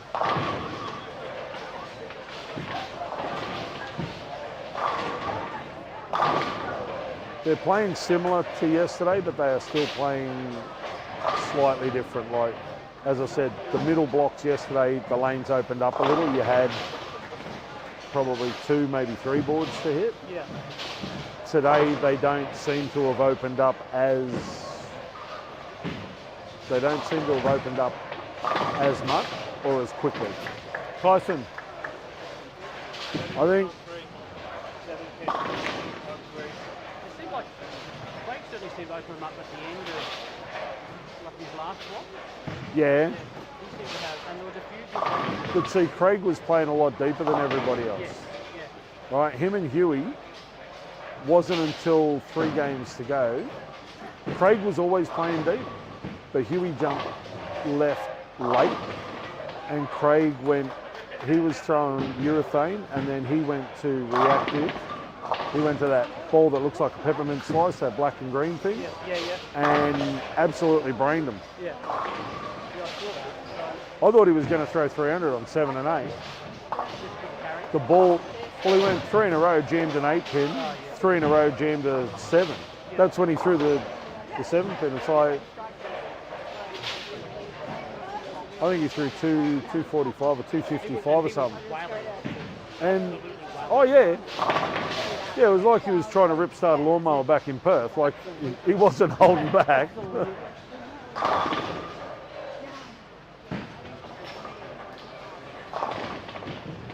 But yeah, I can honestly say, watching 40 bowlers bowl, that there is no one particular style that has an advantage. Like, it's not like the power players are killing it, or the strokers are killing it, or...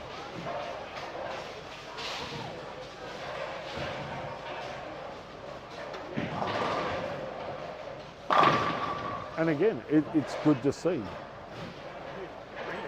Double, 4, 3, triple. Yeah. Yeah, I'll throw $171.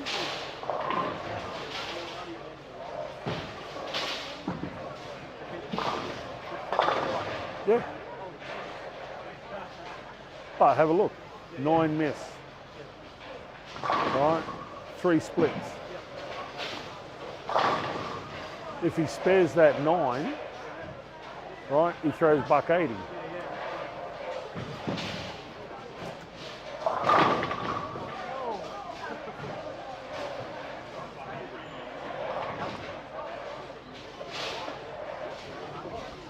Yeah, realistically, and the thing to remember is it's going to be your thought process will determine how high up the board you cut. Because if you throw $1.70, well, Ellie Bowman, right, just threw $1.52, and I guarantee you she'd be ready to reach for a razor blade. Right? You look at her body language; she's doubting herself and whatnot. If you throw, and everybody's going to throw one, right? All the top bowlers have all thrown that $1.40, $1.50 somewhere in there. You sit there and you go, all right, I threw $1.50. Not a great game. I've got to go to the next bear and I throw $1.70, $1.90. Yeah, Because that's what I was saying to Angela in the car, right? We need to, for today, 200's not par. no. Well, yeah. Well, back in the days when we were bowling juniors, 180 was the cut, and it's that mentality. Back in the 80s. But that's exactly what the pattern's saying, right? This is almost like one of those patterns where you'd like to pull out an old GTB or an LT48 and have at it. Old Black Hammer. The original Black Hammer, yeah. Black Hammer. It's almost like it's a retro pattern.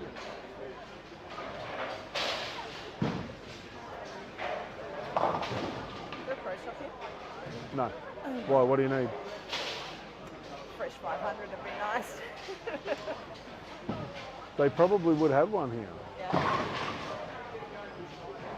have a dull 180. I'll be using that. So. Yeah. Wet and dry. See, Yeah. is there a Bunnings here? Well, there's a Home Hardware down the road. Just go and get some plasterer's glass paper. That's what I hit Hayden's pitch black with the other day. Put on a ball spinner with some glass paper. Use the George Flingos theory. If it's not white, it's not right. That game's at 4 or 6? No, this is game 6, so there's 4 to go. But yeah, like it's all going to boil down to body language and attitude. I have to say hello to Abigail. She's listening at home. To Abigail? Big shout out to Abigail, looking after the house while I'm not there. We've got plenty of microphones. I'm not talking away. She would have heard that good enough. It's actually good though to have the commentary and stuff, and just it makes it more interesting to listen. The thing is, we want to try and bring the players area into the lounge room. And there was a couple of bowlers last night that said they'd prefer not to be interviewed. Yeah. So I tried to leave them alone. But yeah, at some stage over the weekend, I generally just float through the players area, have a chat. And I want people to be as open and as honest as possible. Try not to do it in the Try- 6 or after if I've missed 3 in a row. Try not to drop the F-bomb, but I mean, if you're having a bad day, I want to hear that you're having a bad day. I don't want you to sugarcoat it and, oh yeah, I'm throwing the ball just dandy and I'm averaging $1.40. Like, although, like I said, it wouldn't be that hard to throw the ball well and average $1.50 on this. Oh, there you go. Cohen's throwing urethane now. But even so, he'd still only be playing no wider than about 8.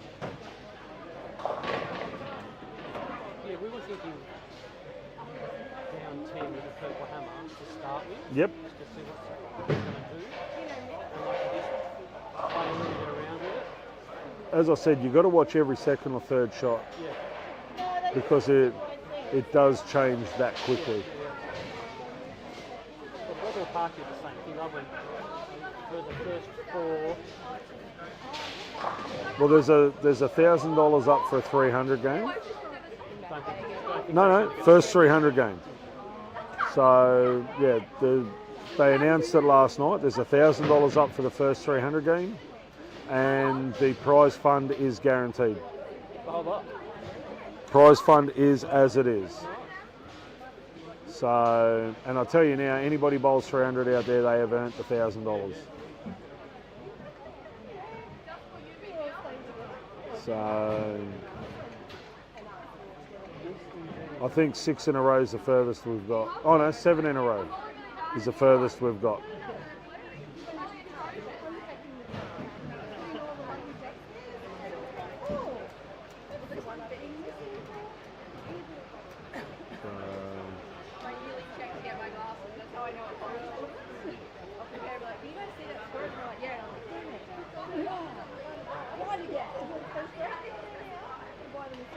So we're going into games 7 and 8.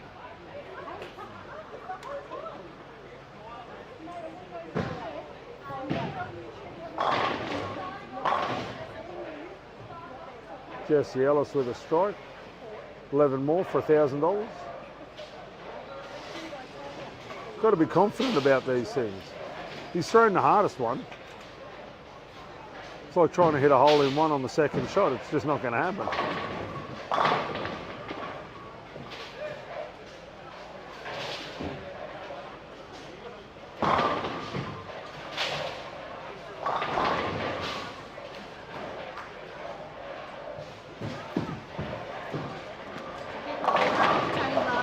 I did.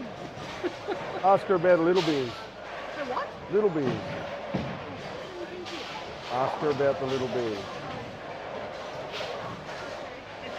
She has a new favourite drink, little beers. Go and ask her. She does not need to have any new favourite. And I'm just saying, I was not the ringleader of this, okay? I didn't discourage it, but I didn't instigate it either.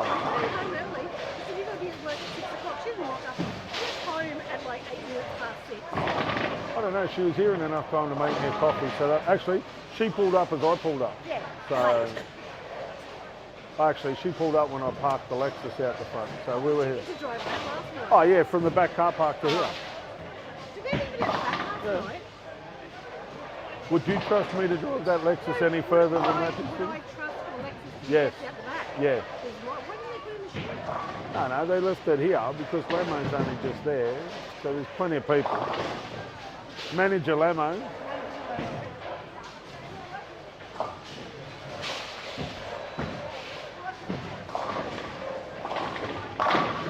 See, Jamie's got a really nice looking shot and then it just disappears. Like, I'm not 100% sure it's not user error, but it's almost like you get on a roll, you get that comfortable complacency, and you throw that one shot that you think, oh yeah, that should be all right, and it just doesn't.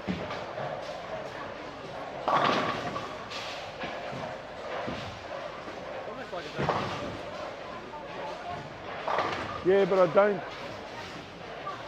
I don't think the pattern is dictating the over and under. As I said, I think it's that false complacency.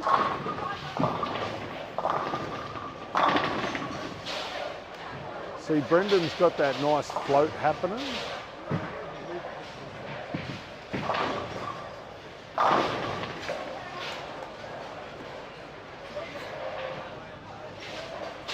Cohen's off for the double.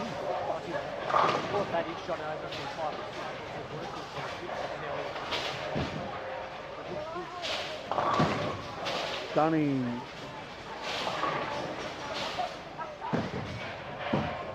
It's probably the least comfortable I've ever seen Dunny. Dunny normally looks a bit ugly for a couple of shots, then locks in and it's just autopilot where he's looking like he's fighting for a shot.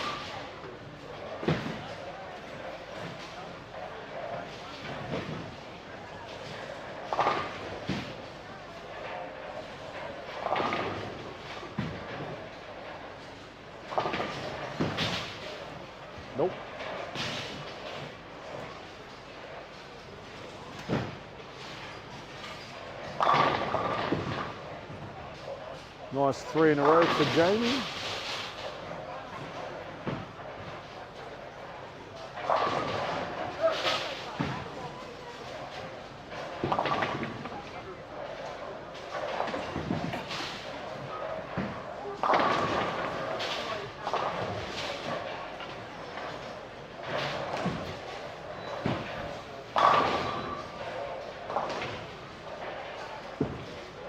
Sophie, 2 spares in a row to start a game. She's off. She's flying.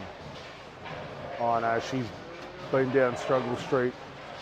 Can generally finish a game really well, but yeah, just first 3 or 4 frames, fishing for some sort of normality. There you go, Cohen's gone back to reactive, put the purple hammer away. Hayden Johansson through the nose, 3, 4, 6, 3, 4, 6, 10. You've only got to miss by half a board and it's ugly.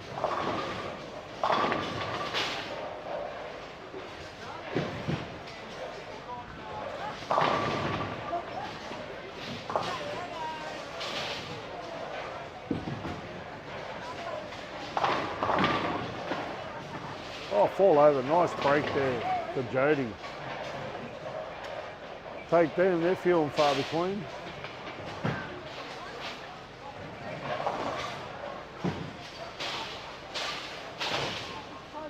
Nice spare there by Brendan. So Jamie's looking for 4.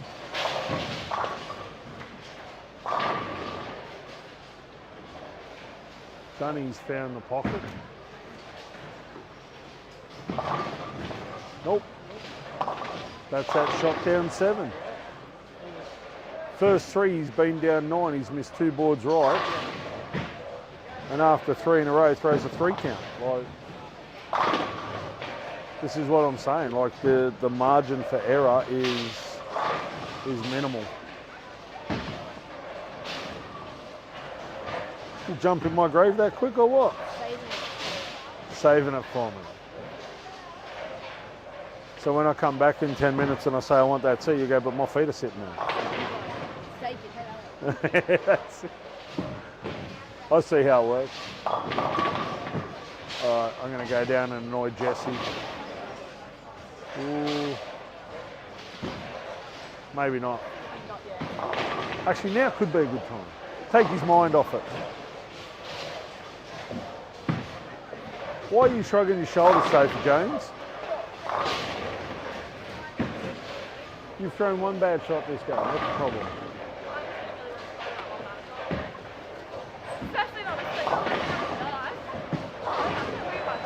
But it's all right because you're going to get up. You're going to get up on this lane. You're going to throw a strike.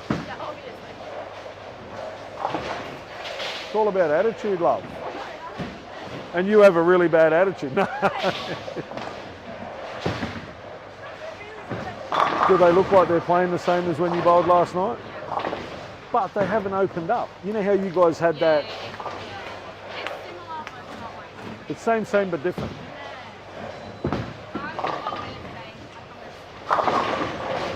I know you are.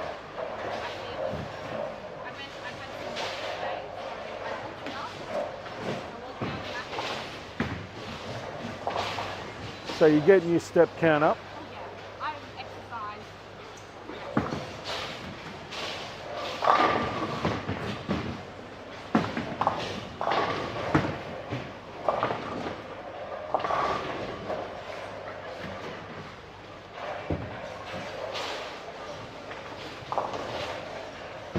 What's happening, Cohen? You going back to reactive? My purple hammer is too strong. Too strong? Yeah. Okay. Talking more than anything else. Because you seem to have a really good look down there with it. Yeah, and then it started ripping up very early. Then I went to reactive. Young Shelley, what's happening? You found a little bit of something. I found something. It's not consistent, but it's something. Well, it's better than a 122. Yeah. No, it's definitely better than 122. I almost cracked 200s before. I saw you throw 190 or 194 or whatever it was. Pretty slow.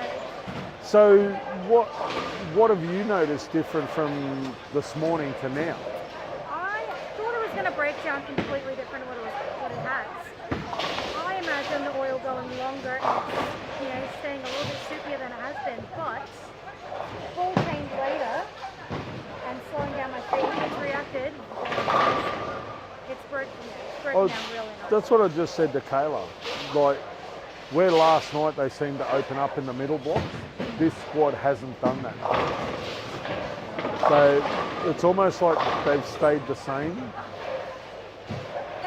Yeah, you've got to adjust it, but I find it has gotten a little bit lower towards the end. That break point, it actually has one now. It's wonderful. But that's also using action now definitely made some change. I've seen a lot of unlucky 10 pins though, and 5-7s. I was going to say the split, there's been some weird split reactions. I don't normally get a whole lot of splits, but I've had 3 in one game already. Well, down on 3 and 4, Frank Nucifora threw a 7-9 out of the pocket, and I'm pretty sure it was Angelo threw a 7-9 out of the pocket. So you got a lefty and a righty both throw a 7-9 out of the pocket. What can you do with that? Not a lot. How's it going, Billy? Can I ask you how you're going? What you think of the pattern? I've said it 1,000 times this weekend. This pattern is absolutely brutal, and I'm glad I'm not bowling on it. But I am super, super impressed with the attitude of the bowlers. Nobody's had a real whinge about the pattern. Nobody's had a real whinge that it's horrible or anything else.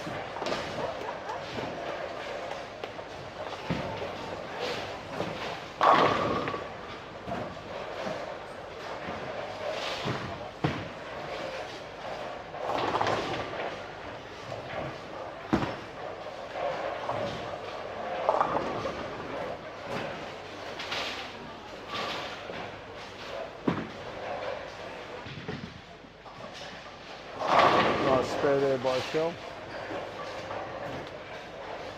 So what part of the lane are you playing? I am playing just inside 10, so I'd say about maybe 12 board. You gotta really slow down your shot. Have you found that if you go outside 7, there is just no point of return at all? It's not doing a whole lot. I have tried. I've seen a few people try and get it out there, and it's like, nope. Nope. You're straight in the middle. I actually think Sian's about as wide as you can go. I think she's skating about 8 board. Yeah. I think anything wider than I that. wouldn't go any wider. Nope. And I did- hope for bowling out to the mark. Well, I did have the question raised, has anybody tried bowling straight down 5? Like get right outside everything and have a crack. I said, I watched a couple of the men try it, and when they can't get the ball back, Oh, I no. can't imagine the women are going to give it a whirl. So, No, men do have a lot more of the muscle. And when we do, the higher rev rate than we do, I wouldn't be risking it. yeah, just At this point, you kind of got to go for the spare that you know you can get. correct. Yeah, don't give the head pin away too much, Yeah. and hope that you're left with something you can spare. That's why there's been so many push on strikes, so you just go for what you can get, and if you lose, But look, if it was for $1 million in a 300 game, would you give it back?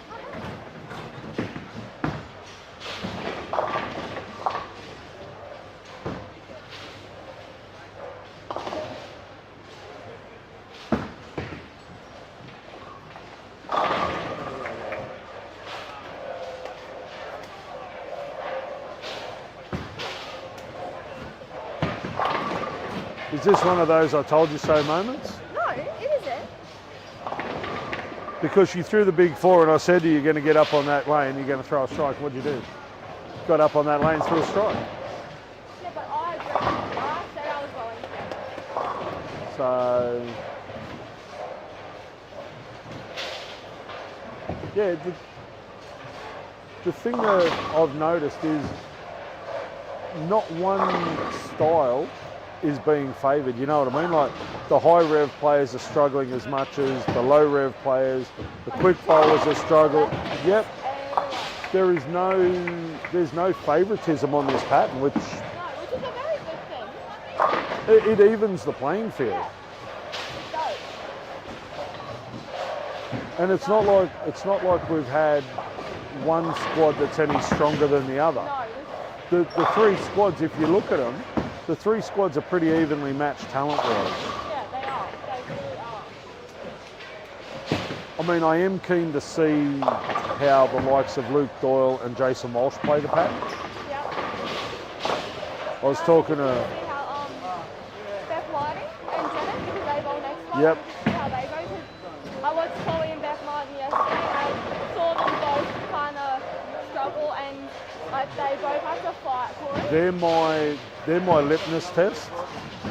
And I've said to a few people that have asked me, I said, when you have arguably the best two women in the country at the moment, 100%. they're definitely two of the top three Yeah, yeah. best bowlers in the country at the moment, average 180, Yeah. tells you what the pattern is like. When you have 4 of the girls from the world team here, Yep. and 2 of them are bowled and they've averaged 180, it tells you a lot about the pattern just by that. But the other two are keen to come out and give it a crack.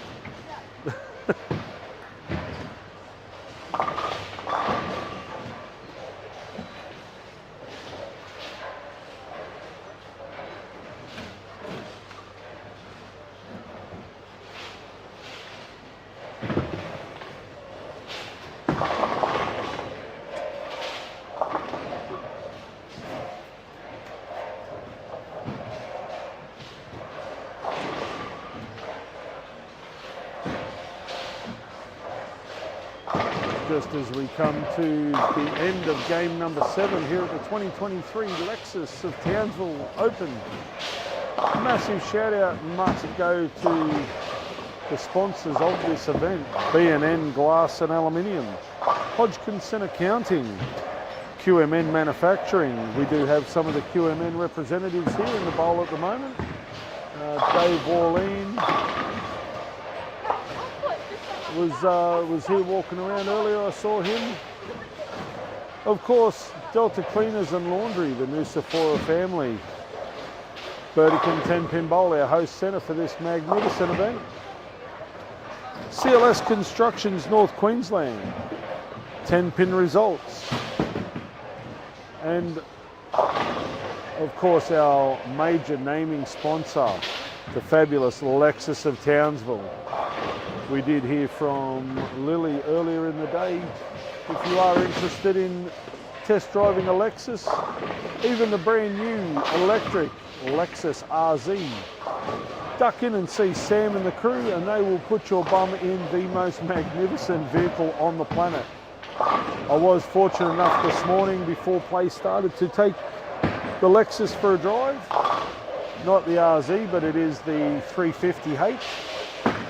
Unbelievably good vehicle. Whisper quiet, super responsive, massive 12.5-inch screen.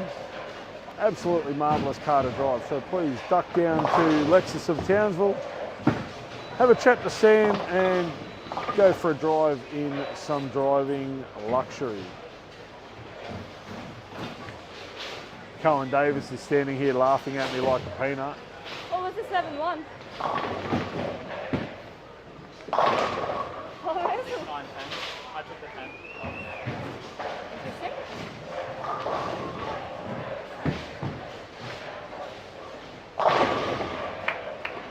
Ellie Bowman with a double. She's on fire. Somebody get a bucket of water.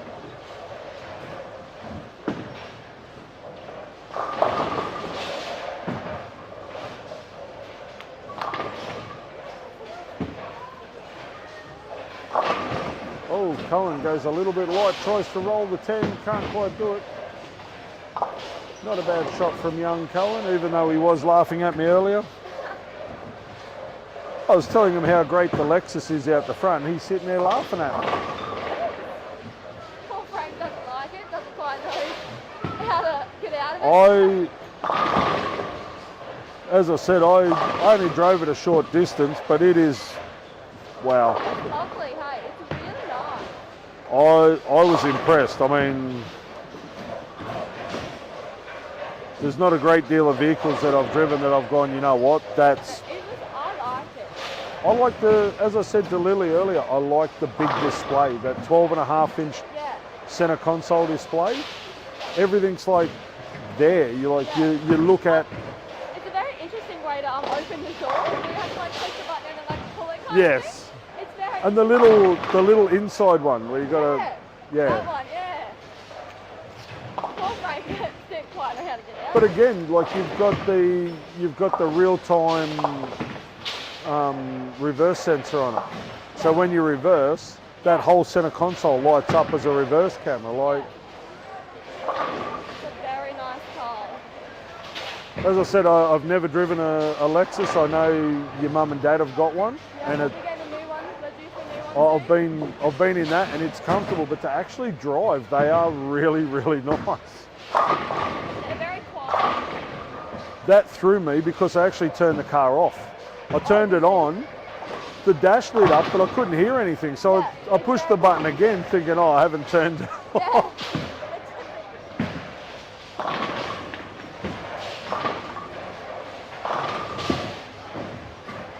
Alrighty, as we look across, Rob Colucci with a 214.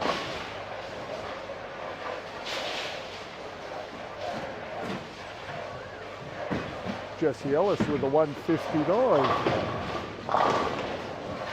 Ellie Bowman goes Brooklyn for a 10 pin. She can still throw 190, not a bad result. Keeps her in the hunt. Brendan Muscat with a 194. Cameron Johnston with a 142.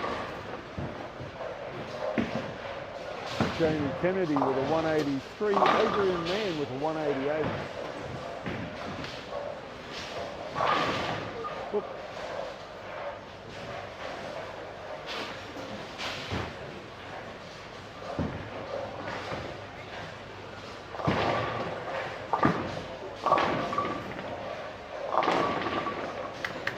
Emily Bottomley with a double in the 10th. She's starting to get some really good ball shape.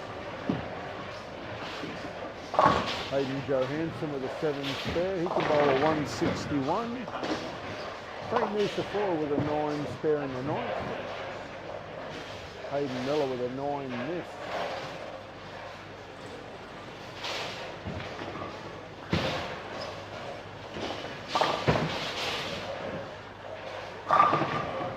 Angelo Nusafora, pretty as a picture.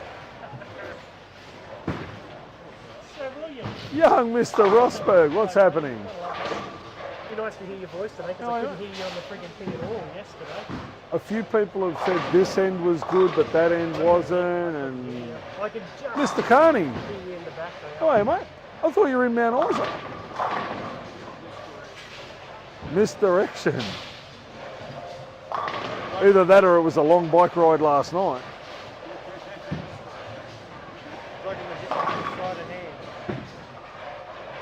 He did the whole bewitched thing, just twinkled his nose and boom, he's here. No, I can't. Hey? No, that's fair enough too.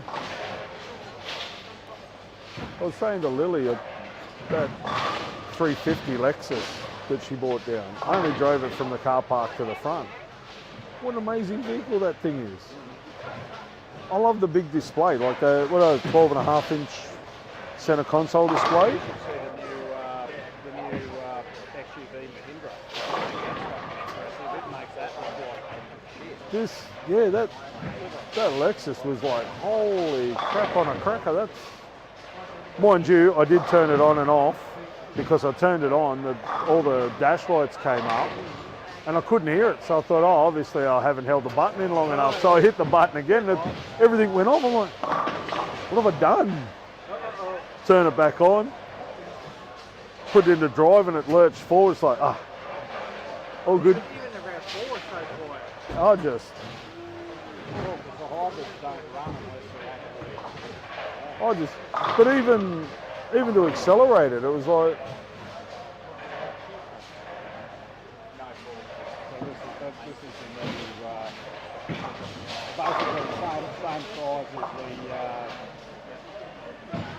same size as that Lexus. Yeah. It's just all fucking. What's that one? The Mahindra.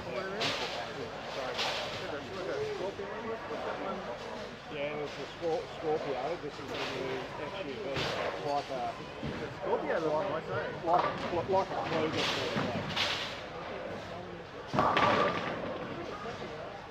The only difference is it's 40 grand instead of like 70, 80. Yeah. Yeah, see, I still like my Ute.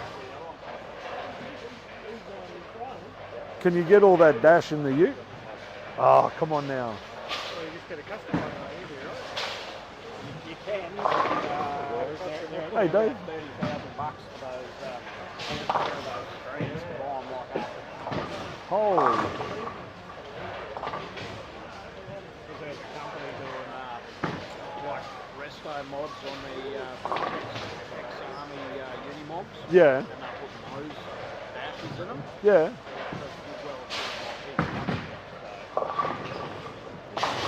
I just like the idea of the big center console display. But like I said, that's what impressed me with that. Like everything is within your visual range. Like you, not like some cars where you're sort of looking for stuff. Everything's like there.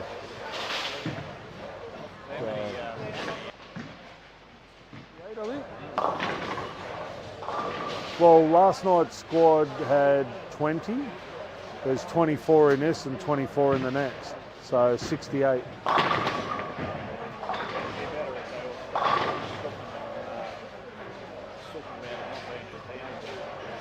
Nobody's had a whinge about it not being in Townsville.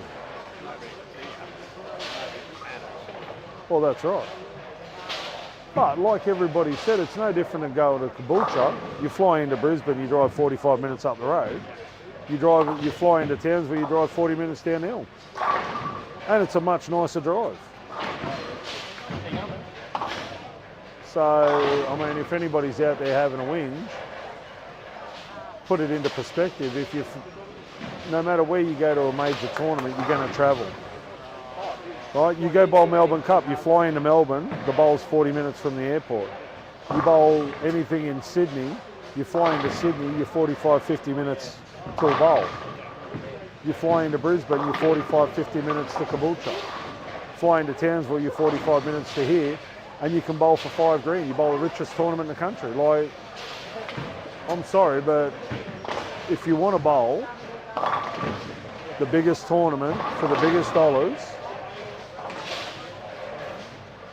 like, location is not an issue. It's not like we're in some third world country where it's a packed lunch, a compass and 3 camel rides. And you've only got to look at the calibre of the field that are here. Right? You've got 2/3, well, you've got, basically you could make 3 Australian teams out of the calibre of what's here. Sam would be here if he wasn't in the States bowling. So, and then you look at the women, you've got arguably the top 10 women in the country here. So, talent talks.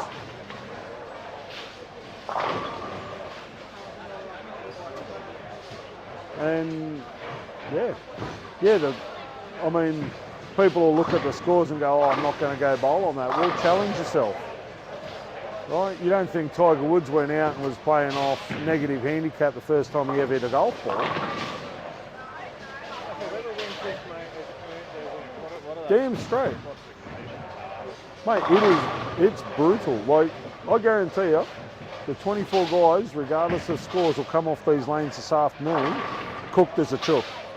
Mentally and physically cooked as a chook. And that's what you want.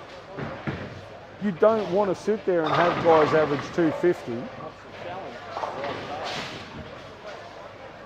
Lane, well, condition transfer, carry, sparing, the massive 7-board out of bounds area. Yeah, the massive 7-board out of bounds area on both sides of the lane. A lot of guys like to stand left and throw right, and you can't do it on this. When they open up, you've got about 3 boards to hit. When they close up, you've got about a board to hit. And it's not, I haven't had one bowler have a whinge about the pattern. They've all said that it's hard, they've all said that it's brutal, they've all said that they know now what they need to improve in their game to come back next year. Basically, not allowing for a reaction on a spare ball and not giving the pocket away and trusting their gut.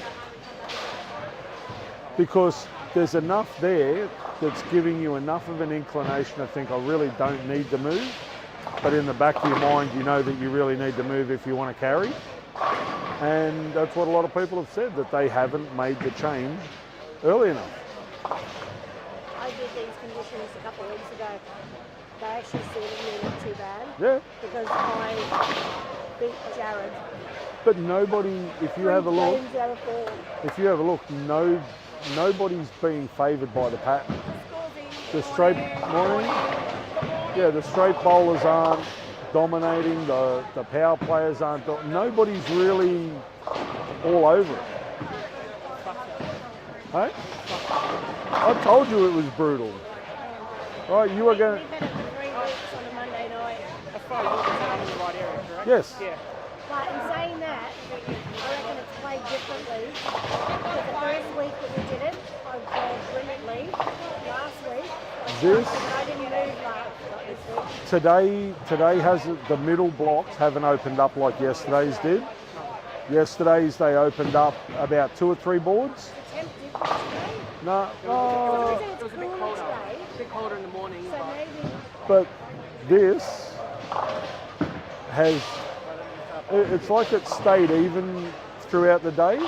It hasn't closed up. Now, yesterday, the second last block shut down completely. Like everything just tightened right up. This hasn't. So where yesterday may have had a little bit more openness in the middle and then lost it, these guys have had a constant. consistent, not consistent. Yeah. And that's what I said. I reckon it even changed from that first week to Yeah. last week. Well, the first week I bowled beautifully. And a lot of it's mental attitude.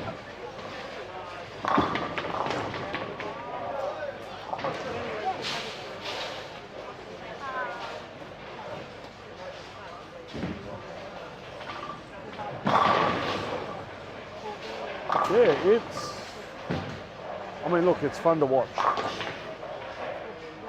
I like watching guys shoot $180 and scrape a cut rather than average 250 and miss a cut. Yeah, like you throw 2 great shots and then you go up for the 3rd shot and it skates like a whole kilometre. I was talking to Matty Fitzroy about that. It's almost like you get into that comfortable complacency and you think, yep, I've got this, and that one skates through and then you start thinking, what did I do wrong? Where? It goes skate, The weary traveller. How are you? skate, overhook, skate, overhook, skate, overhook. Yeah, it's. What was it? $1.71, $1.60 something, $1.60 something. I'm thinking, if you look at it, it's the great thing. I've seen it 3 times. Everything else is closed. Yeah. It is. It's trying not to get too many open frames in a row. Nobody's going to win this tournament this weekend throwing 10 strikes a game. I can give you that tip for free right now. No, if they do, I'm going to shake their hand because I would love the carrot. And as for the money that's up for the 300, if anybody throws 300 on that, you have earned every solitary cent. It looks like it's just changing. Mate, I haven't seen anybody throw a game that is just strikes and 9s. There has always been an 8 in there somewhere. There's always been a 7 in there somewhere. So you throw 300 on this, mate, you've got my respect big time. I just need the pins to fall my way now, that's all. Everybody does. I don't And it's not a pattern that you've got to force. Like, you can't force on this pattern. No, but then I can't differentiate between the two. That's the problem. Nobody can. Everybody's in the same boat. Hey, what's going on? Another beautiful day in paradise.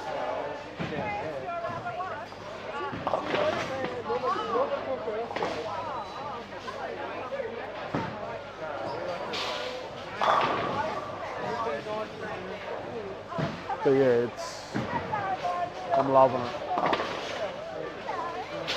I'm liking the fact I'm not bowling. But by the same token, I want to go out there and have a throw.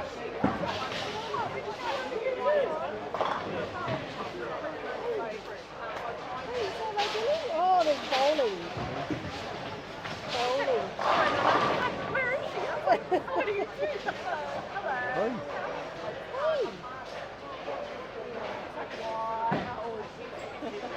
Oh, what have they done? They've killed lane 1. Good, mate. What's going on? Oh, Dunny, what the hell was that? Wow. Had about as much slide as a piece of sandpaper.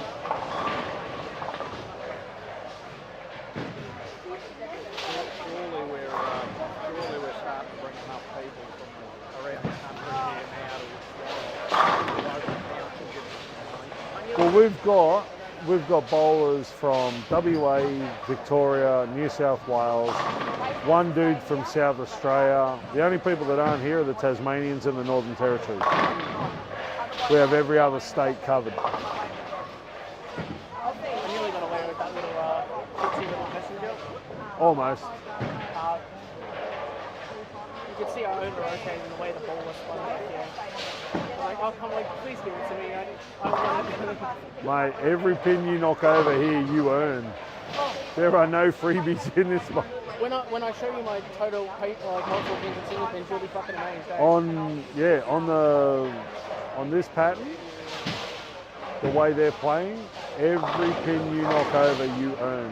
I should have come and asked for help during the back block. Why? There was nothing I could have told you to do any different. You're in the right area. The only thing was you're a little quick, but other than that... I was thinking maybe I should have switched to the because that was a transition, but... And then I did the same thing. Oh, come on. I can't afford these 160s. So, I feel like I'm playing the ball great. I just need it to just give me what I want. Just to point out to you. Sean did earlier in the block. Alright, we'll keep an eye on it. 10 frame lost. Alright, I'll let...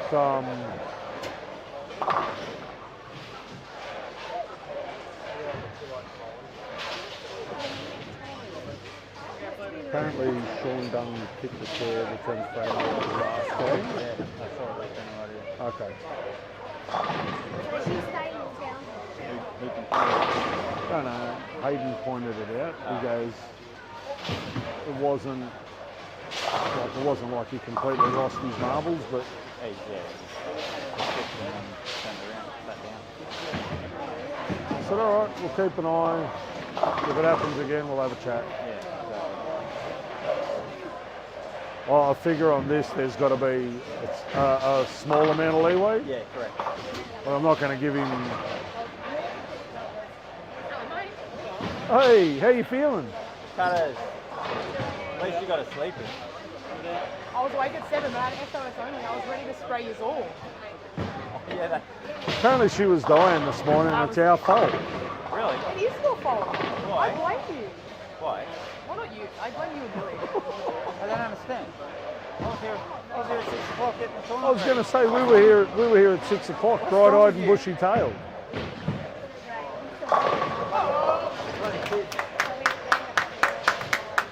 He's not talking to me. We were living life and loving it. Should I go down and try and interview him now? No. Right. Now's a good time to talk to him.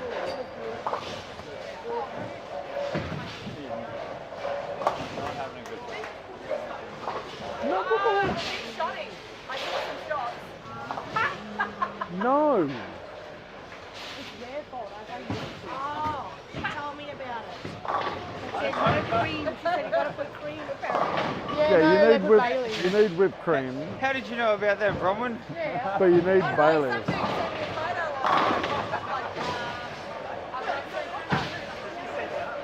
Frank, apparently it's our fault that she's got a headache.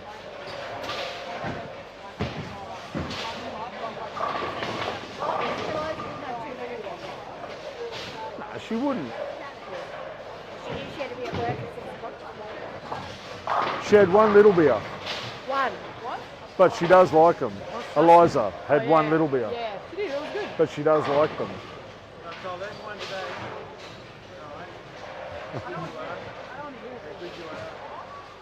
We've been talking you guys up all morning. I know, we've been watching the live stream at home. So Maddie Fitzroy is secretly squeezing. She's having heart failure. I got your friend's request. I'm thinking, who the hell is this? Because I had no clue what your surname was. And then Tyson's like, just accept it. I did. I said, what? Who is this? He goes, I'm 99% sure it's Janet's other half. It's like, okay, he goes, he goes, just accept it. Yeah, righto. And then went through, it's like, hey, I know him. A few quiet drinks last night. Just one or two. Oh, Frankie. Frank Nusafora, 6 in a row, look out. Yeah, but he's left-handed, so realistically it's only 3. Must be easy on the left. Yeah. He already had 3 strikes before I walked the door, people. Let's be real. Come on. Yeah, but let's face it, he's only had 5 strikes all day until now. That's all right. That's what most people have had all day yesterday. Most people only got 5 strikes yesterday. Really, what are you talking about? I think I got 4 of them in one game, actually. And they've played different again today. Yeah, they have. But for you guys, it opened up in the middle blocks. It did. They haven't had that. But they haven't had that crash and burn either. Yeah. So, well, you guys had it for 2 blocks and then it really shut right down. These guys have had it consistent for 4 blocks. So you can't be feeling that bad. I was my first workout. I've had zero for days, obviously.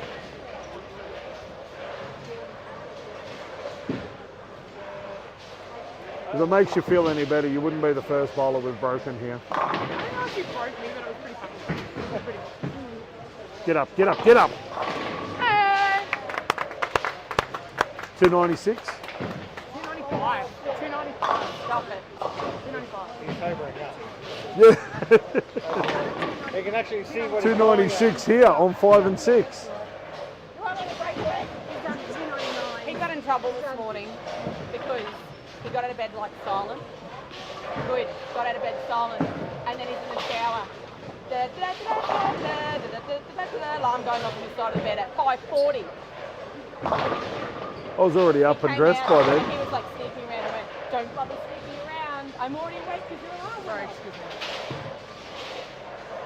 He came out, I'm sitting on the lounge, playing my phone. He goes, why? I said, why what? He goes, turn the bloody TV on or something. I said, but why?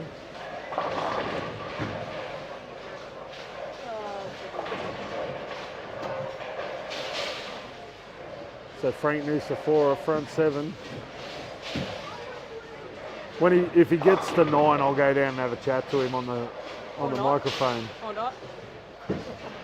Why should I give him any leniency? Because he may just knife you in your sleep tonight. Why, you mean we're actually going to get sleep tonight? Oh, We won't get out of here until about 11 o'clock. That's all right. If you need sleep, do that when you're done. It's an overrated experience, apparently. Oh, Sean Dunn with a strike. Oh, don't like the look of that. Wow. Even he didn't like the look of that.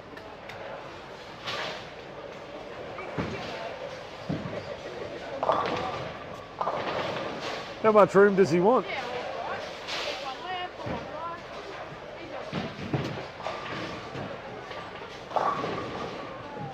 right. Hey, Janet, he's got 10 boards to hit in the 12th shot. He'll hit the 11th one. Oh, don't even.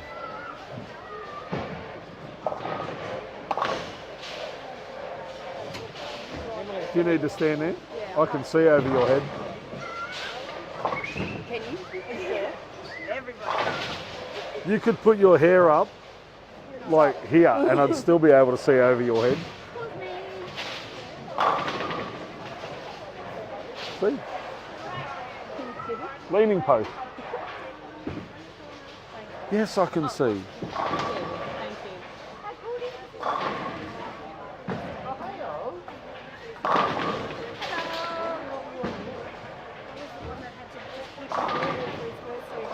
Who?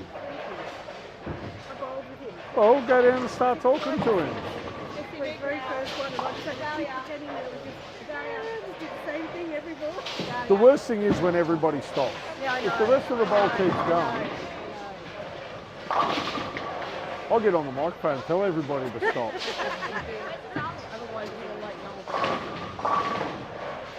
Oh, Hayden Johansson gets a break. Trips the 10 pin forward. 6. He was starting to believe that he would. I bought him a shirt that said one day. My bowling goal is to one day I hope to eventually bowl 300. We gave it to him at an adult intercity on the proviso. Yeah. No, Mackay. On the proviso that if he bowled 300, he had to give it to somebody that's never bowled one before. So Frank did hit that 11th board, leaves a 247. I still reckon he'll throw 277. We'll spare this and shoot.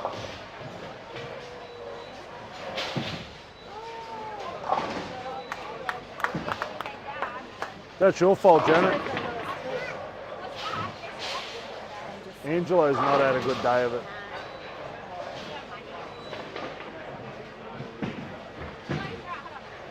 Oh, yeah. Look at, is Tyson down here? No. Got a baby over there. We need the Squawky Talkie. Oh no, they got it. No, they got it. Full set on 5. Need to go and order some food. Yeah, I do. Oi.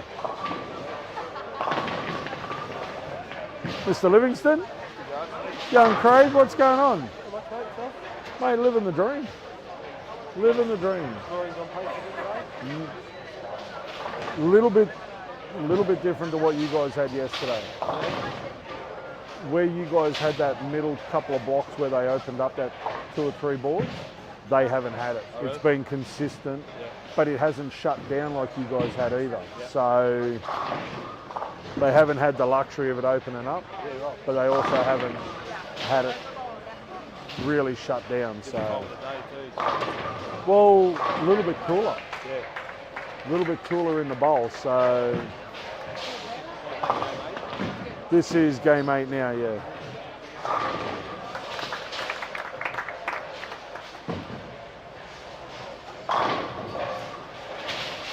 So yeah, it's the carry and everything and the struggle is still identical. It's just they haven't lost anything. I found it. I think he game 8. Yeah. Well, see, Dunny's been that deep all day since halfway through the first game. He just jumped left and started. He went through that phase where he was lofting the heads, and then he's gone back to just being deep and trying to get the ball to roll. I just couldn't see it covering boards right But it's exactly the same. If you get right a 7 board, it's a 3-king. And if you swing out to 7, it's a moat. Dunny did that first ball. He threw the first 4 flush in the pocket on 9 and 10. Then the very first ball of the first game, threw it in the right-hand channel. Never looked like staying on line. So, just move a board right with your feet. So, Ros Davis with a 211. That's what I mean. Like, there's been nothing stupidly huge, but there's been a lot of 140s. A lot of 140s. The thing is, nobody's been, like, no one style's being favoured. Like, it's not like the power players are killing it or the straight players are killing it. It's just... Do the carry that get you. Yeah. Everybody's hitting the pocket. Just Jump, Frankie. spares and that are just dead. That. They're not getting you things that long ago. Oh, they've been in for a couple of months. Thankfully, they took the twisters out, or it would have been even worse. So, yeah. They had twisters in for about 2 months here, and the scoring just fell through the floor. So if they had this pattern with twisters, Jesus.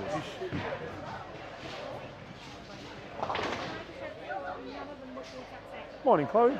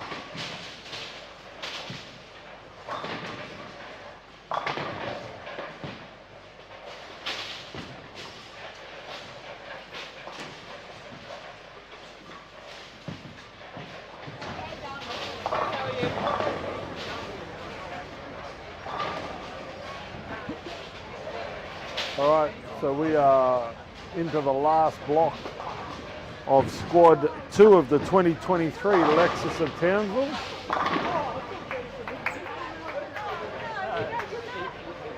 As we go into the last block, I would like to thank our amazing sponsors, B&N Glass and Aluminium, Hodgkinson Accounting, QMN Manufacturing. We do have the manager of QMN here today, David Warleen. We also have Delta Cleaners and Laundry, our fantastic host centre, Burdekin 10-pin bowl, CLS Constructions North Queensland, 10-pin results, and of course the fabulous people of Lexus of Townsville. I did have the privilege of driving a Lexus this morning. I'll actually go out the front and I'll tell you what model it was that we took for a spin this morning. What do we got here? What's the red Lexus? We were fortunate enough to drive the RX 350H. Absolutely magnificent motor vehicle. 12.5-inch centre LED screen.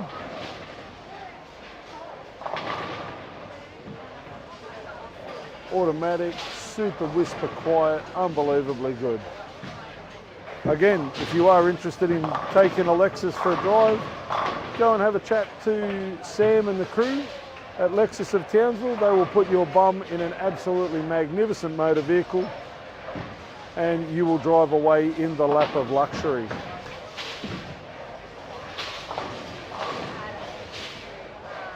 We do have some of the big guns of the final qualifying squad here at the moment.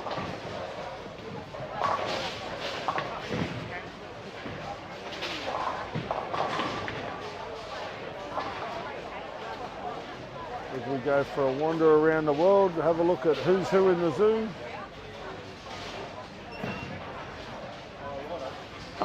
Frank Nucifora's off again, front 3. Hopefully he gets a bit further than 8 this time. Brendan Muscat making a late charge for the top spot from this squad. Frank does need to bowl 400 or better to just pip his arch nemesis and close friend in Tyson Jones. Just drains the 4th one. Have you been down and told him what he needs? No, I haven't. I might just do that. If he trades the next 2, I'm going to go down and talk to him. Do you want me to go down and give him the commentator's curse? Yeah, absolutely.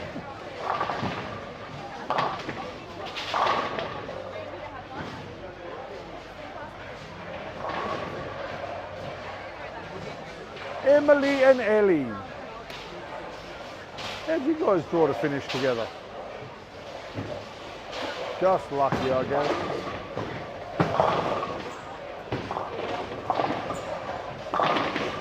Nice spare there by Rob Colucci. Ellie Bowman's about to get up on lane 11 and throw a nice strike.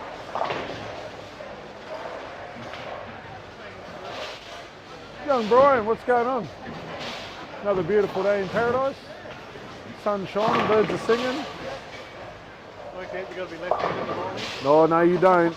Oh, no, you don't. Mate, this brutality has not, under any circumstances, favoured anyone. The only difference between Frank's 260 and every other game bowled here is he had the more consistent carry for the shots that he threw. I was talking to Connor Bishop yesterday. He come up on 11 and 12, and I said to him, I said, mate, how are you throwing him? He goes, I just threw 170. He said, I looked up at the screen, I had one open frame, one strike, and threw 170. He said, best 230 I've ever thrown. And that's what I mean, like, and I know I've harped on about it across the commentary for 2 days. But the amount of times you see people go double pocket split, 3 in a row pocket split, it's like, it's not a bad shot. It's not even a bad carry, it's just the characteristic of the pattern, the pins and the roll. And no, it doesn't matter whether you're It doesn't matter whether you're at 650 revs or 250 revs, whether you're at 10k an hour or 30k an hour. It's the same brutality for everybody. And like, these 24 guys are going to come off the lanes, absolutely cooked as a chook, right? They're going to be fried, like absolutely fried. But every one of them has said they enjoyed the challenge. I mean, there is a massive out of bounds area. Mate, if you throw it anywhere right of 7, it's a 3 count at best. I haven't seen anybody throw straight down the edge, but I was talking to a couple of them that tried it in practice and reckon the ball just skated 60 feet. There was no roll, there was no deviation, no anything. So,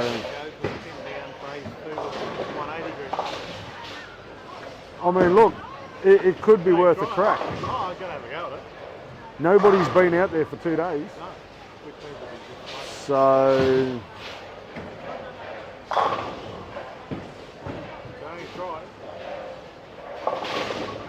I mean, there's been a few people that have flirted swinging out to it and not happening.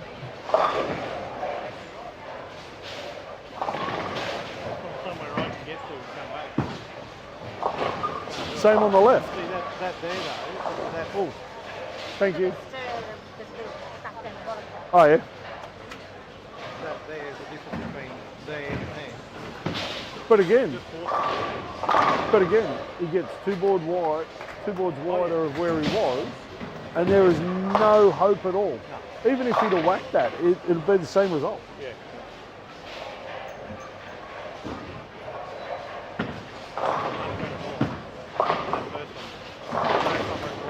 Like that. Yeah. And that's all it is. He's loving it.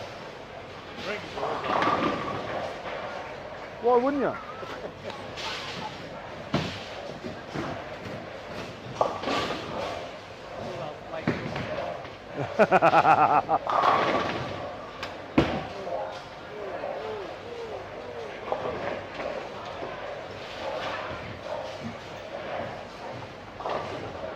I wonder if Blake will be watching. Should text him and tell him to tune in.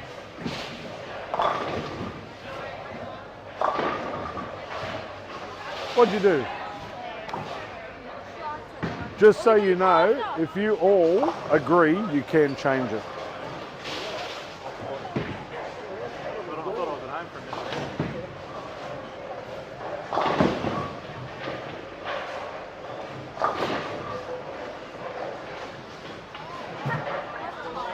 Hey?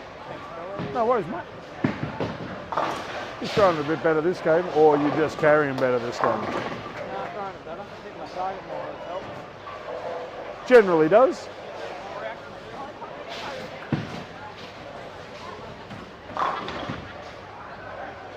Yes, I did get my pasta today. The whole day later.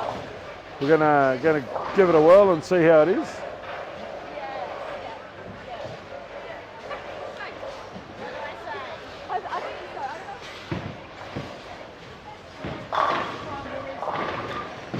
What do we need? Strike off there and get Leighton a nice ball. You don't want the strike left there? I do.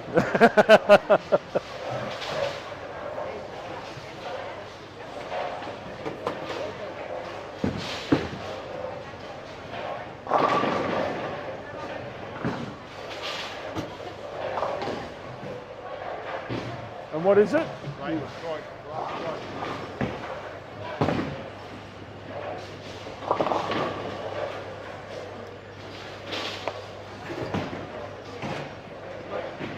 Is that right?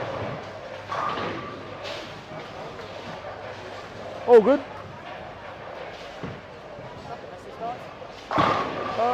No.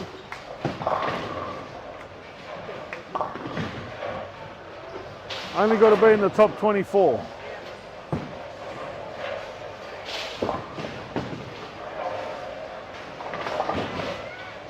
Rob Colucci with an 8 spare. Frank Nusafora with a strike after his 2 7 spares. What do you need, Brendan? Oh.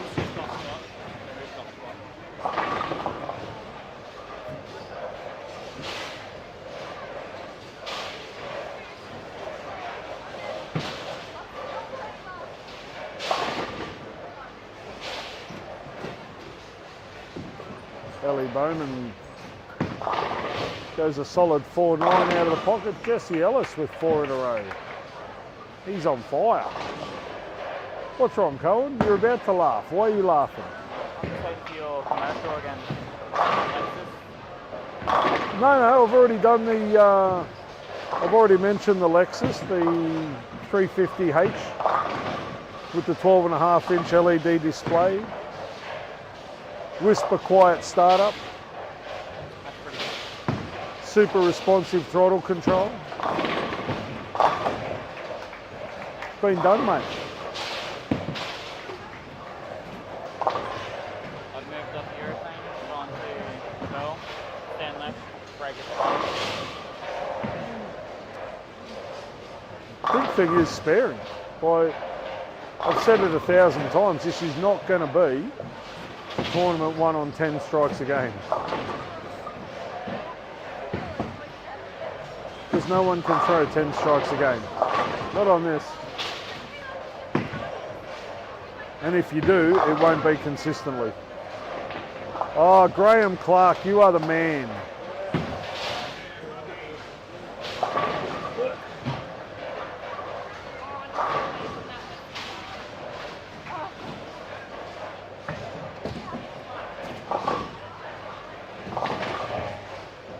Frank Nusafora slides one past the 2-pin, takes out the 4-7. Hey? No. He knows.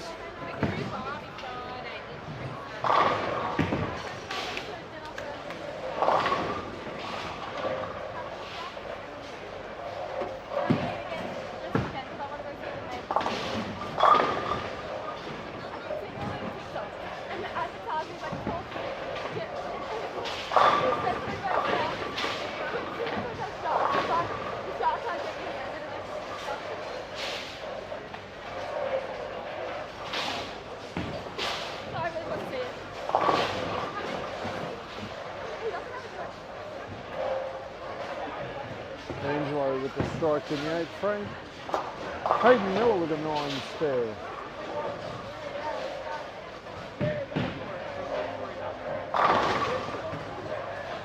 What's happening down this end of the world?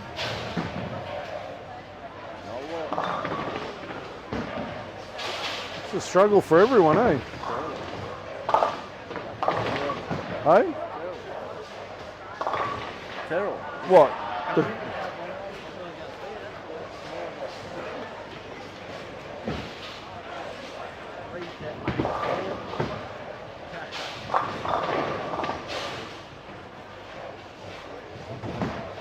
See if Jamie can hit the pocket for a 5-7 again. I'll watch that from up there. It's like, what the hell?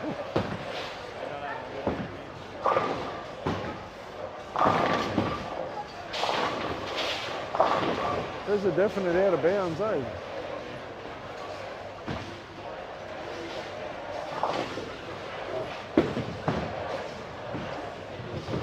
The good thing is, the brutality is even for everyone.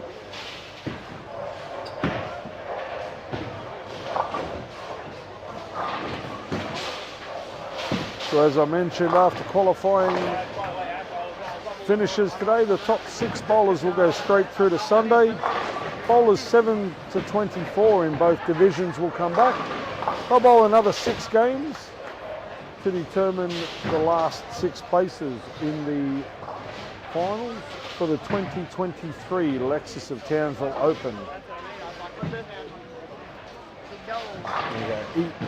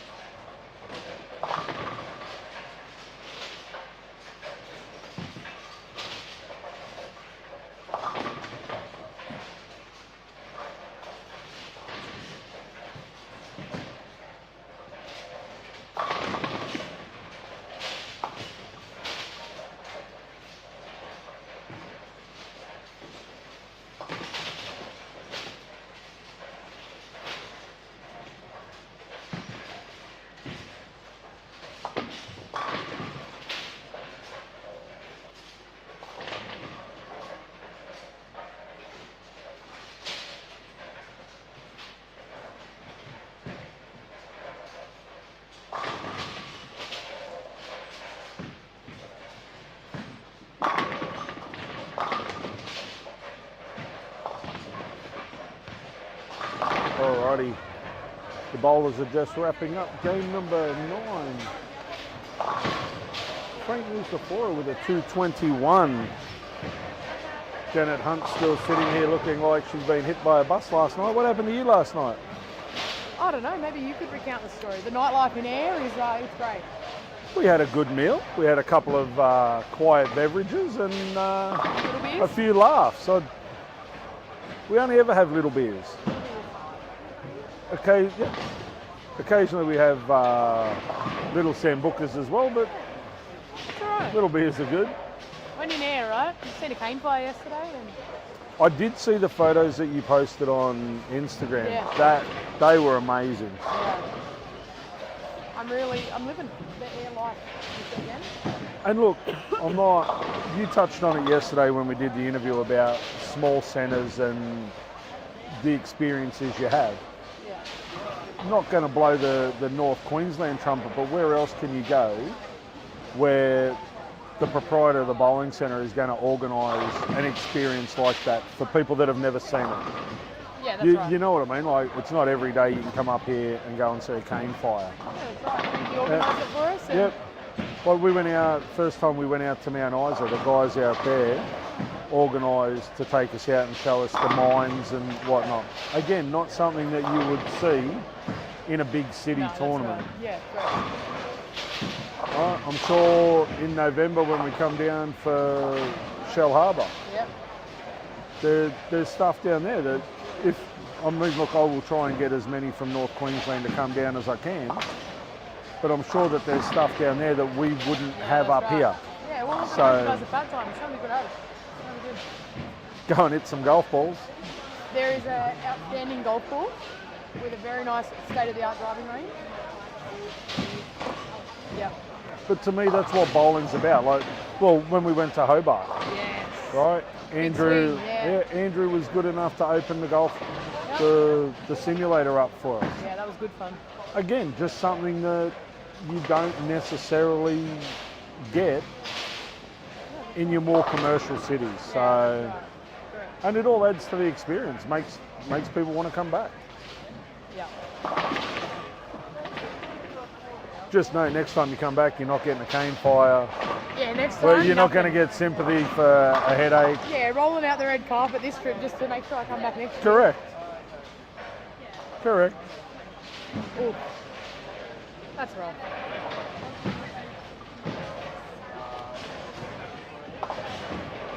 Few movers and shakers happening in this block. Frank Nusa4 has found something. 260, 220. Maybe he's over his headache, I don't know.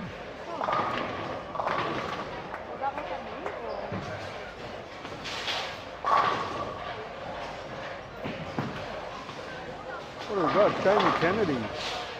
3 in a row after a missed 9.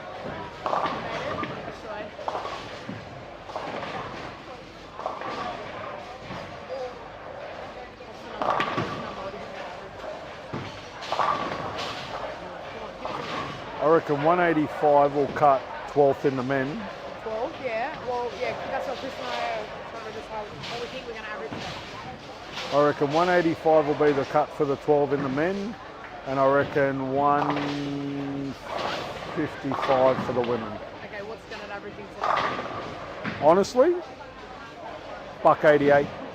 I'm happy if it's like, yeah, even with the 17 in front of it, I'd be happy on this. But I reckon between $185, $188. Yeah, that'd be good. Actually, if Chris throws it like he did in Hobart, Yes. I And reckon- he can spare. and that's what I mean. Strike percentage wasn't all that high, but his spare percentage through the roof. Minus So 5 that's- first frame. So that's like, What was it, 4, 7, 10 or something? First yeah. frame. Minus So there's $185, $190 before you even start. 5. Yeah. Because all you've got to do is spare. You throw that's 2 it. strikes a game and a spare, you're now throwing 2-0. I think Chris is the dark horse. And that's the mentality you've got to go into a tournament like this with. It's all about damage control. Yeah. Find the head pin and spare. I seen that last night. You're like, and I was like, motherfucker, you're definitely I want to know how he twinkled his nose and got from Mount Isa to here. Oh mate, it's impressive. He's That's a hell of a ride. going out him, okay? You just got to put her in the ground, mate.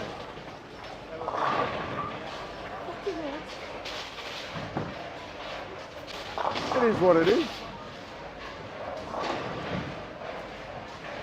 I'm sure we've all been there once. Oh, Brendan Muscat, 9 spare double.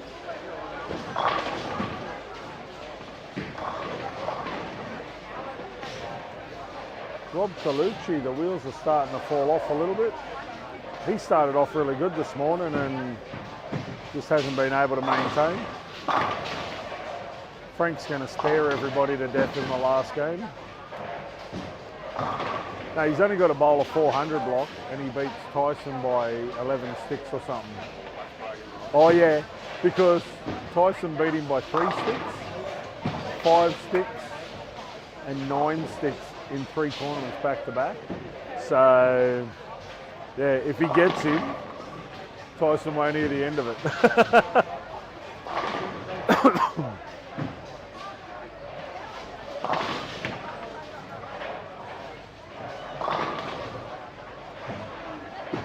What has got happening down there? Hayden Miller with 3 in a row.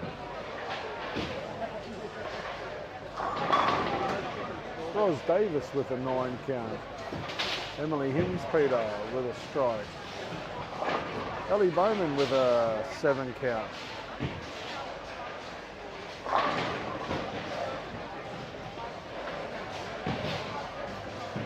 Sean Dunn jams a solid 10 pin.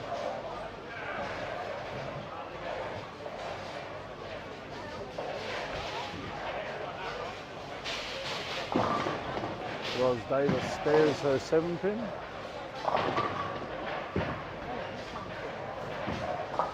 That's what you need, Matt. The sun's still, mate.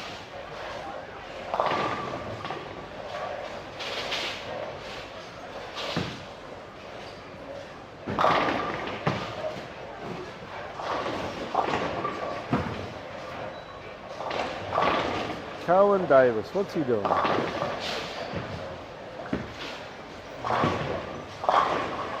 Thing is, no, he's had a really good look all day and just can't hit it. Frank Nusafora with a strike finally in game number 10. Get him, Frank.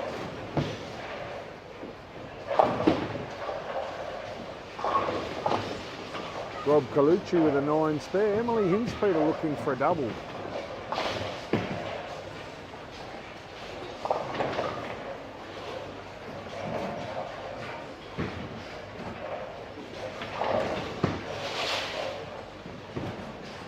Sophie Jones with a 9 spare. Emily Hinspeter with a double. Not a bad rollout shot, that.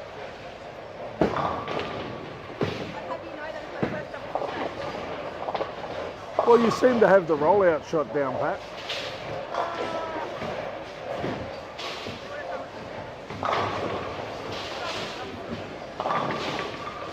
Well, you're not gonna 7-10 out of a rollout, are you?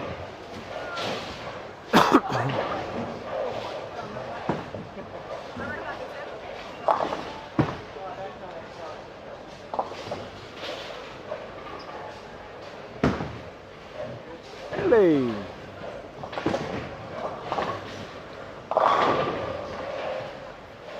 Oh, Jesse Ellis with a 9 count. Adrian Mann with a strike.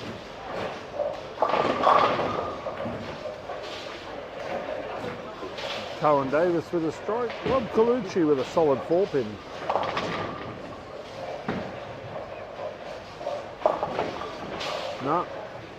No, come around it.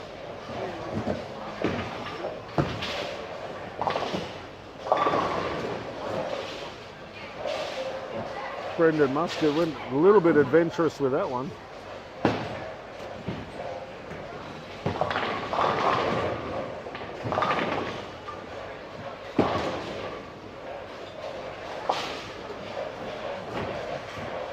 Nice spare there by Rob.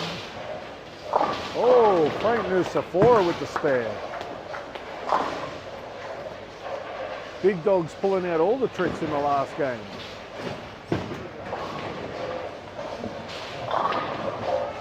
Sophie Jones with a ring 10 down on lane 8.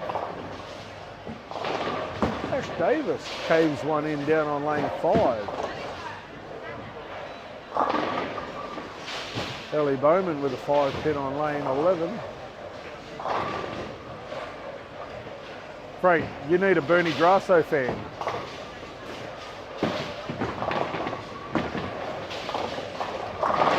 Oh, Emily Hinspeter, 3 in a row. She's on fire. Somebody get a bucket of water, put her out. Woo!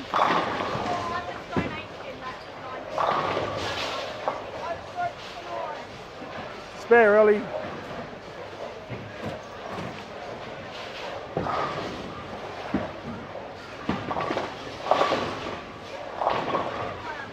Cohen goes traction high, leaves a 6, 7, 10.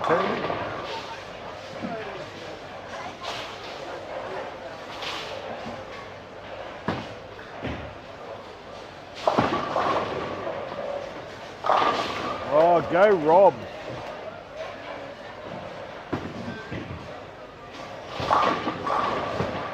Frank Nusafora with a strike. He's pulling out all the stops.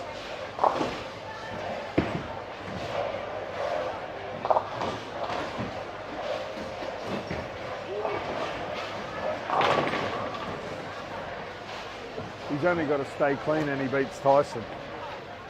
He had to, he had to throw a 400 block and he beats Tyson by 11, I think. Yeah.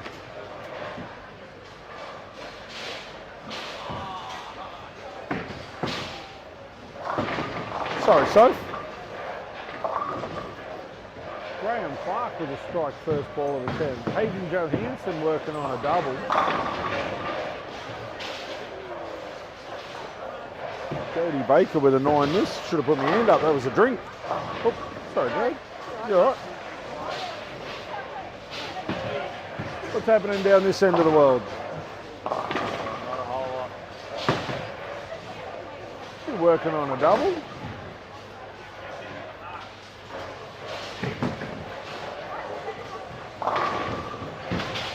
Jamie with an 8 spare.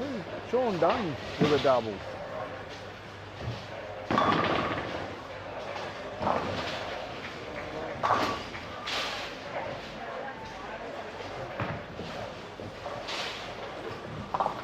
Sean looking for 3 in a row on 1 and 2.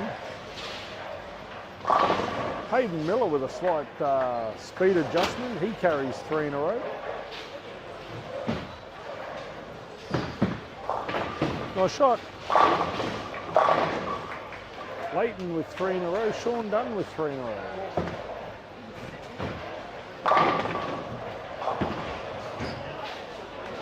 Michelle got out of that one a little bit late. Leaves a 1, 2, 8, 10. Hayden Johansson stepping up for 3 in a row.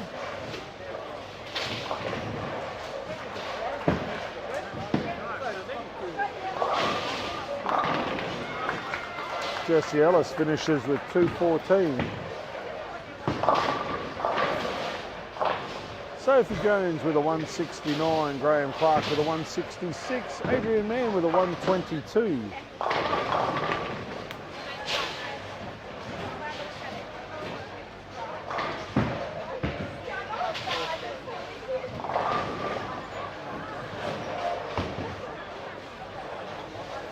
What'd you do?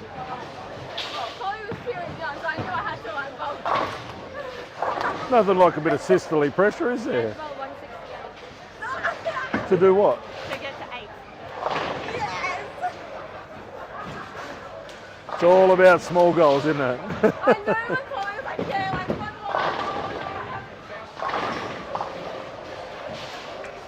more. Oh, look out. Roz has found something late. Showing the young bloke how it's done, eh?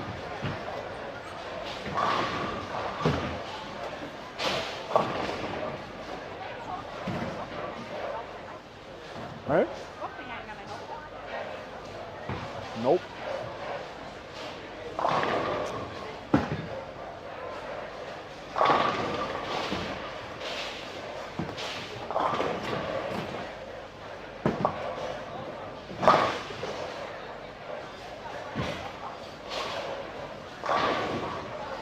What happened? You got to 3 and thought that was enough.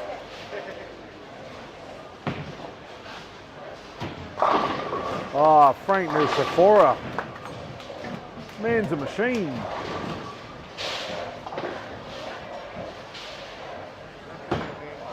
Hey?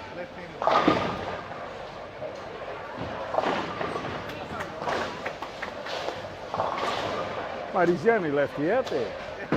Fresh condition on every pair. Doesn't get any easier.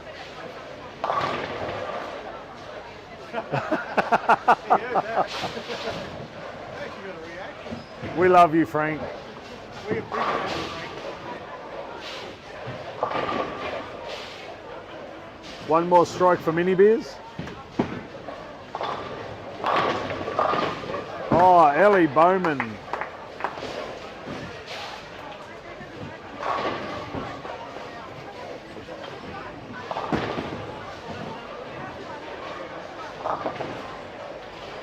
Mick Fennick with a spare in the 9th frame.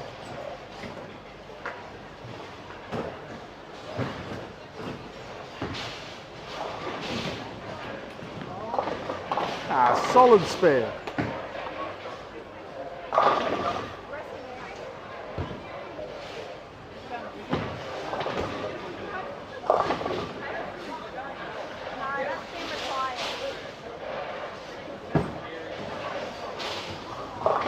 Brendan Musket got a little soft with that.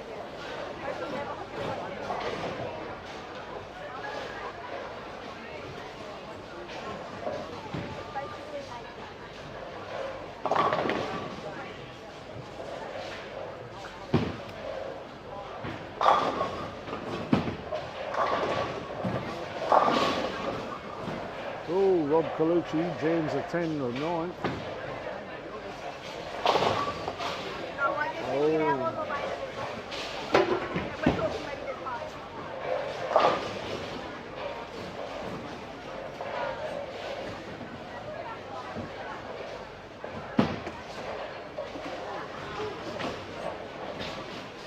Rob sprayed that one wide. 135 for Cohen Davis.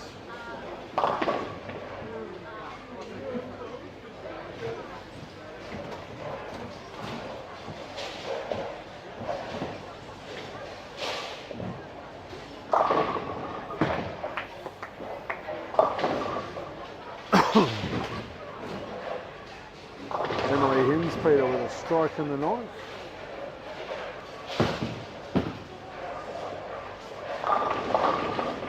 Ellie Bowman with a 9 count.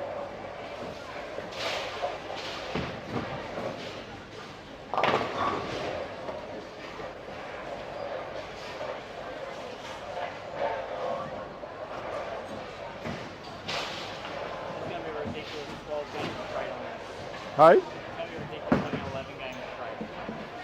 Why?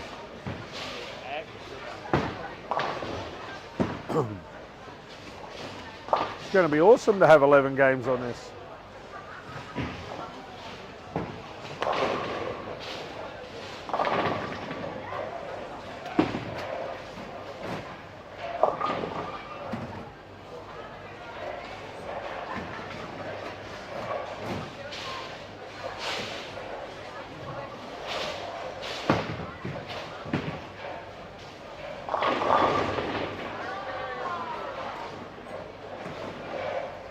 Solid 7-pin there for Frank Nucifora. Oh, unlucky there for Rob. 159 for Mick Fennick, 199 for Ros Davis, 191 for Brendan Muscat, 135 for Cullen.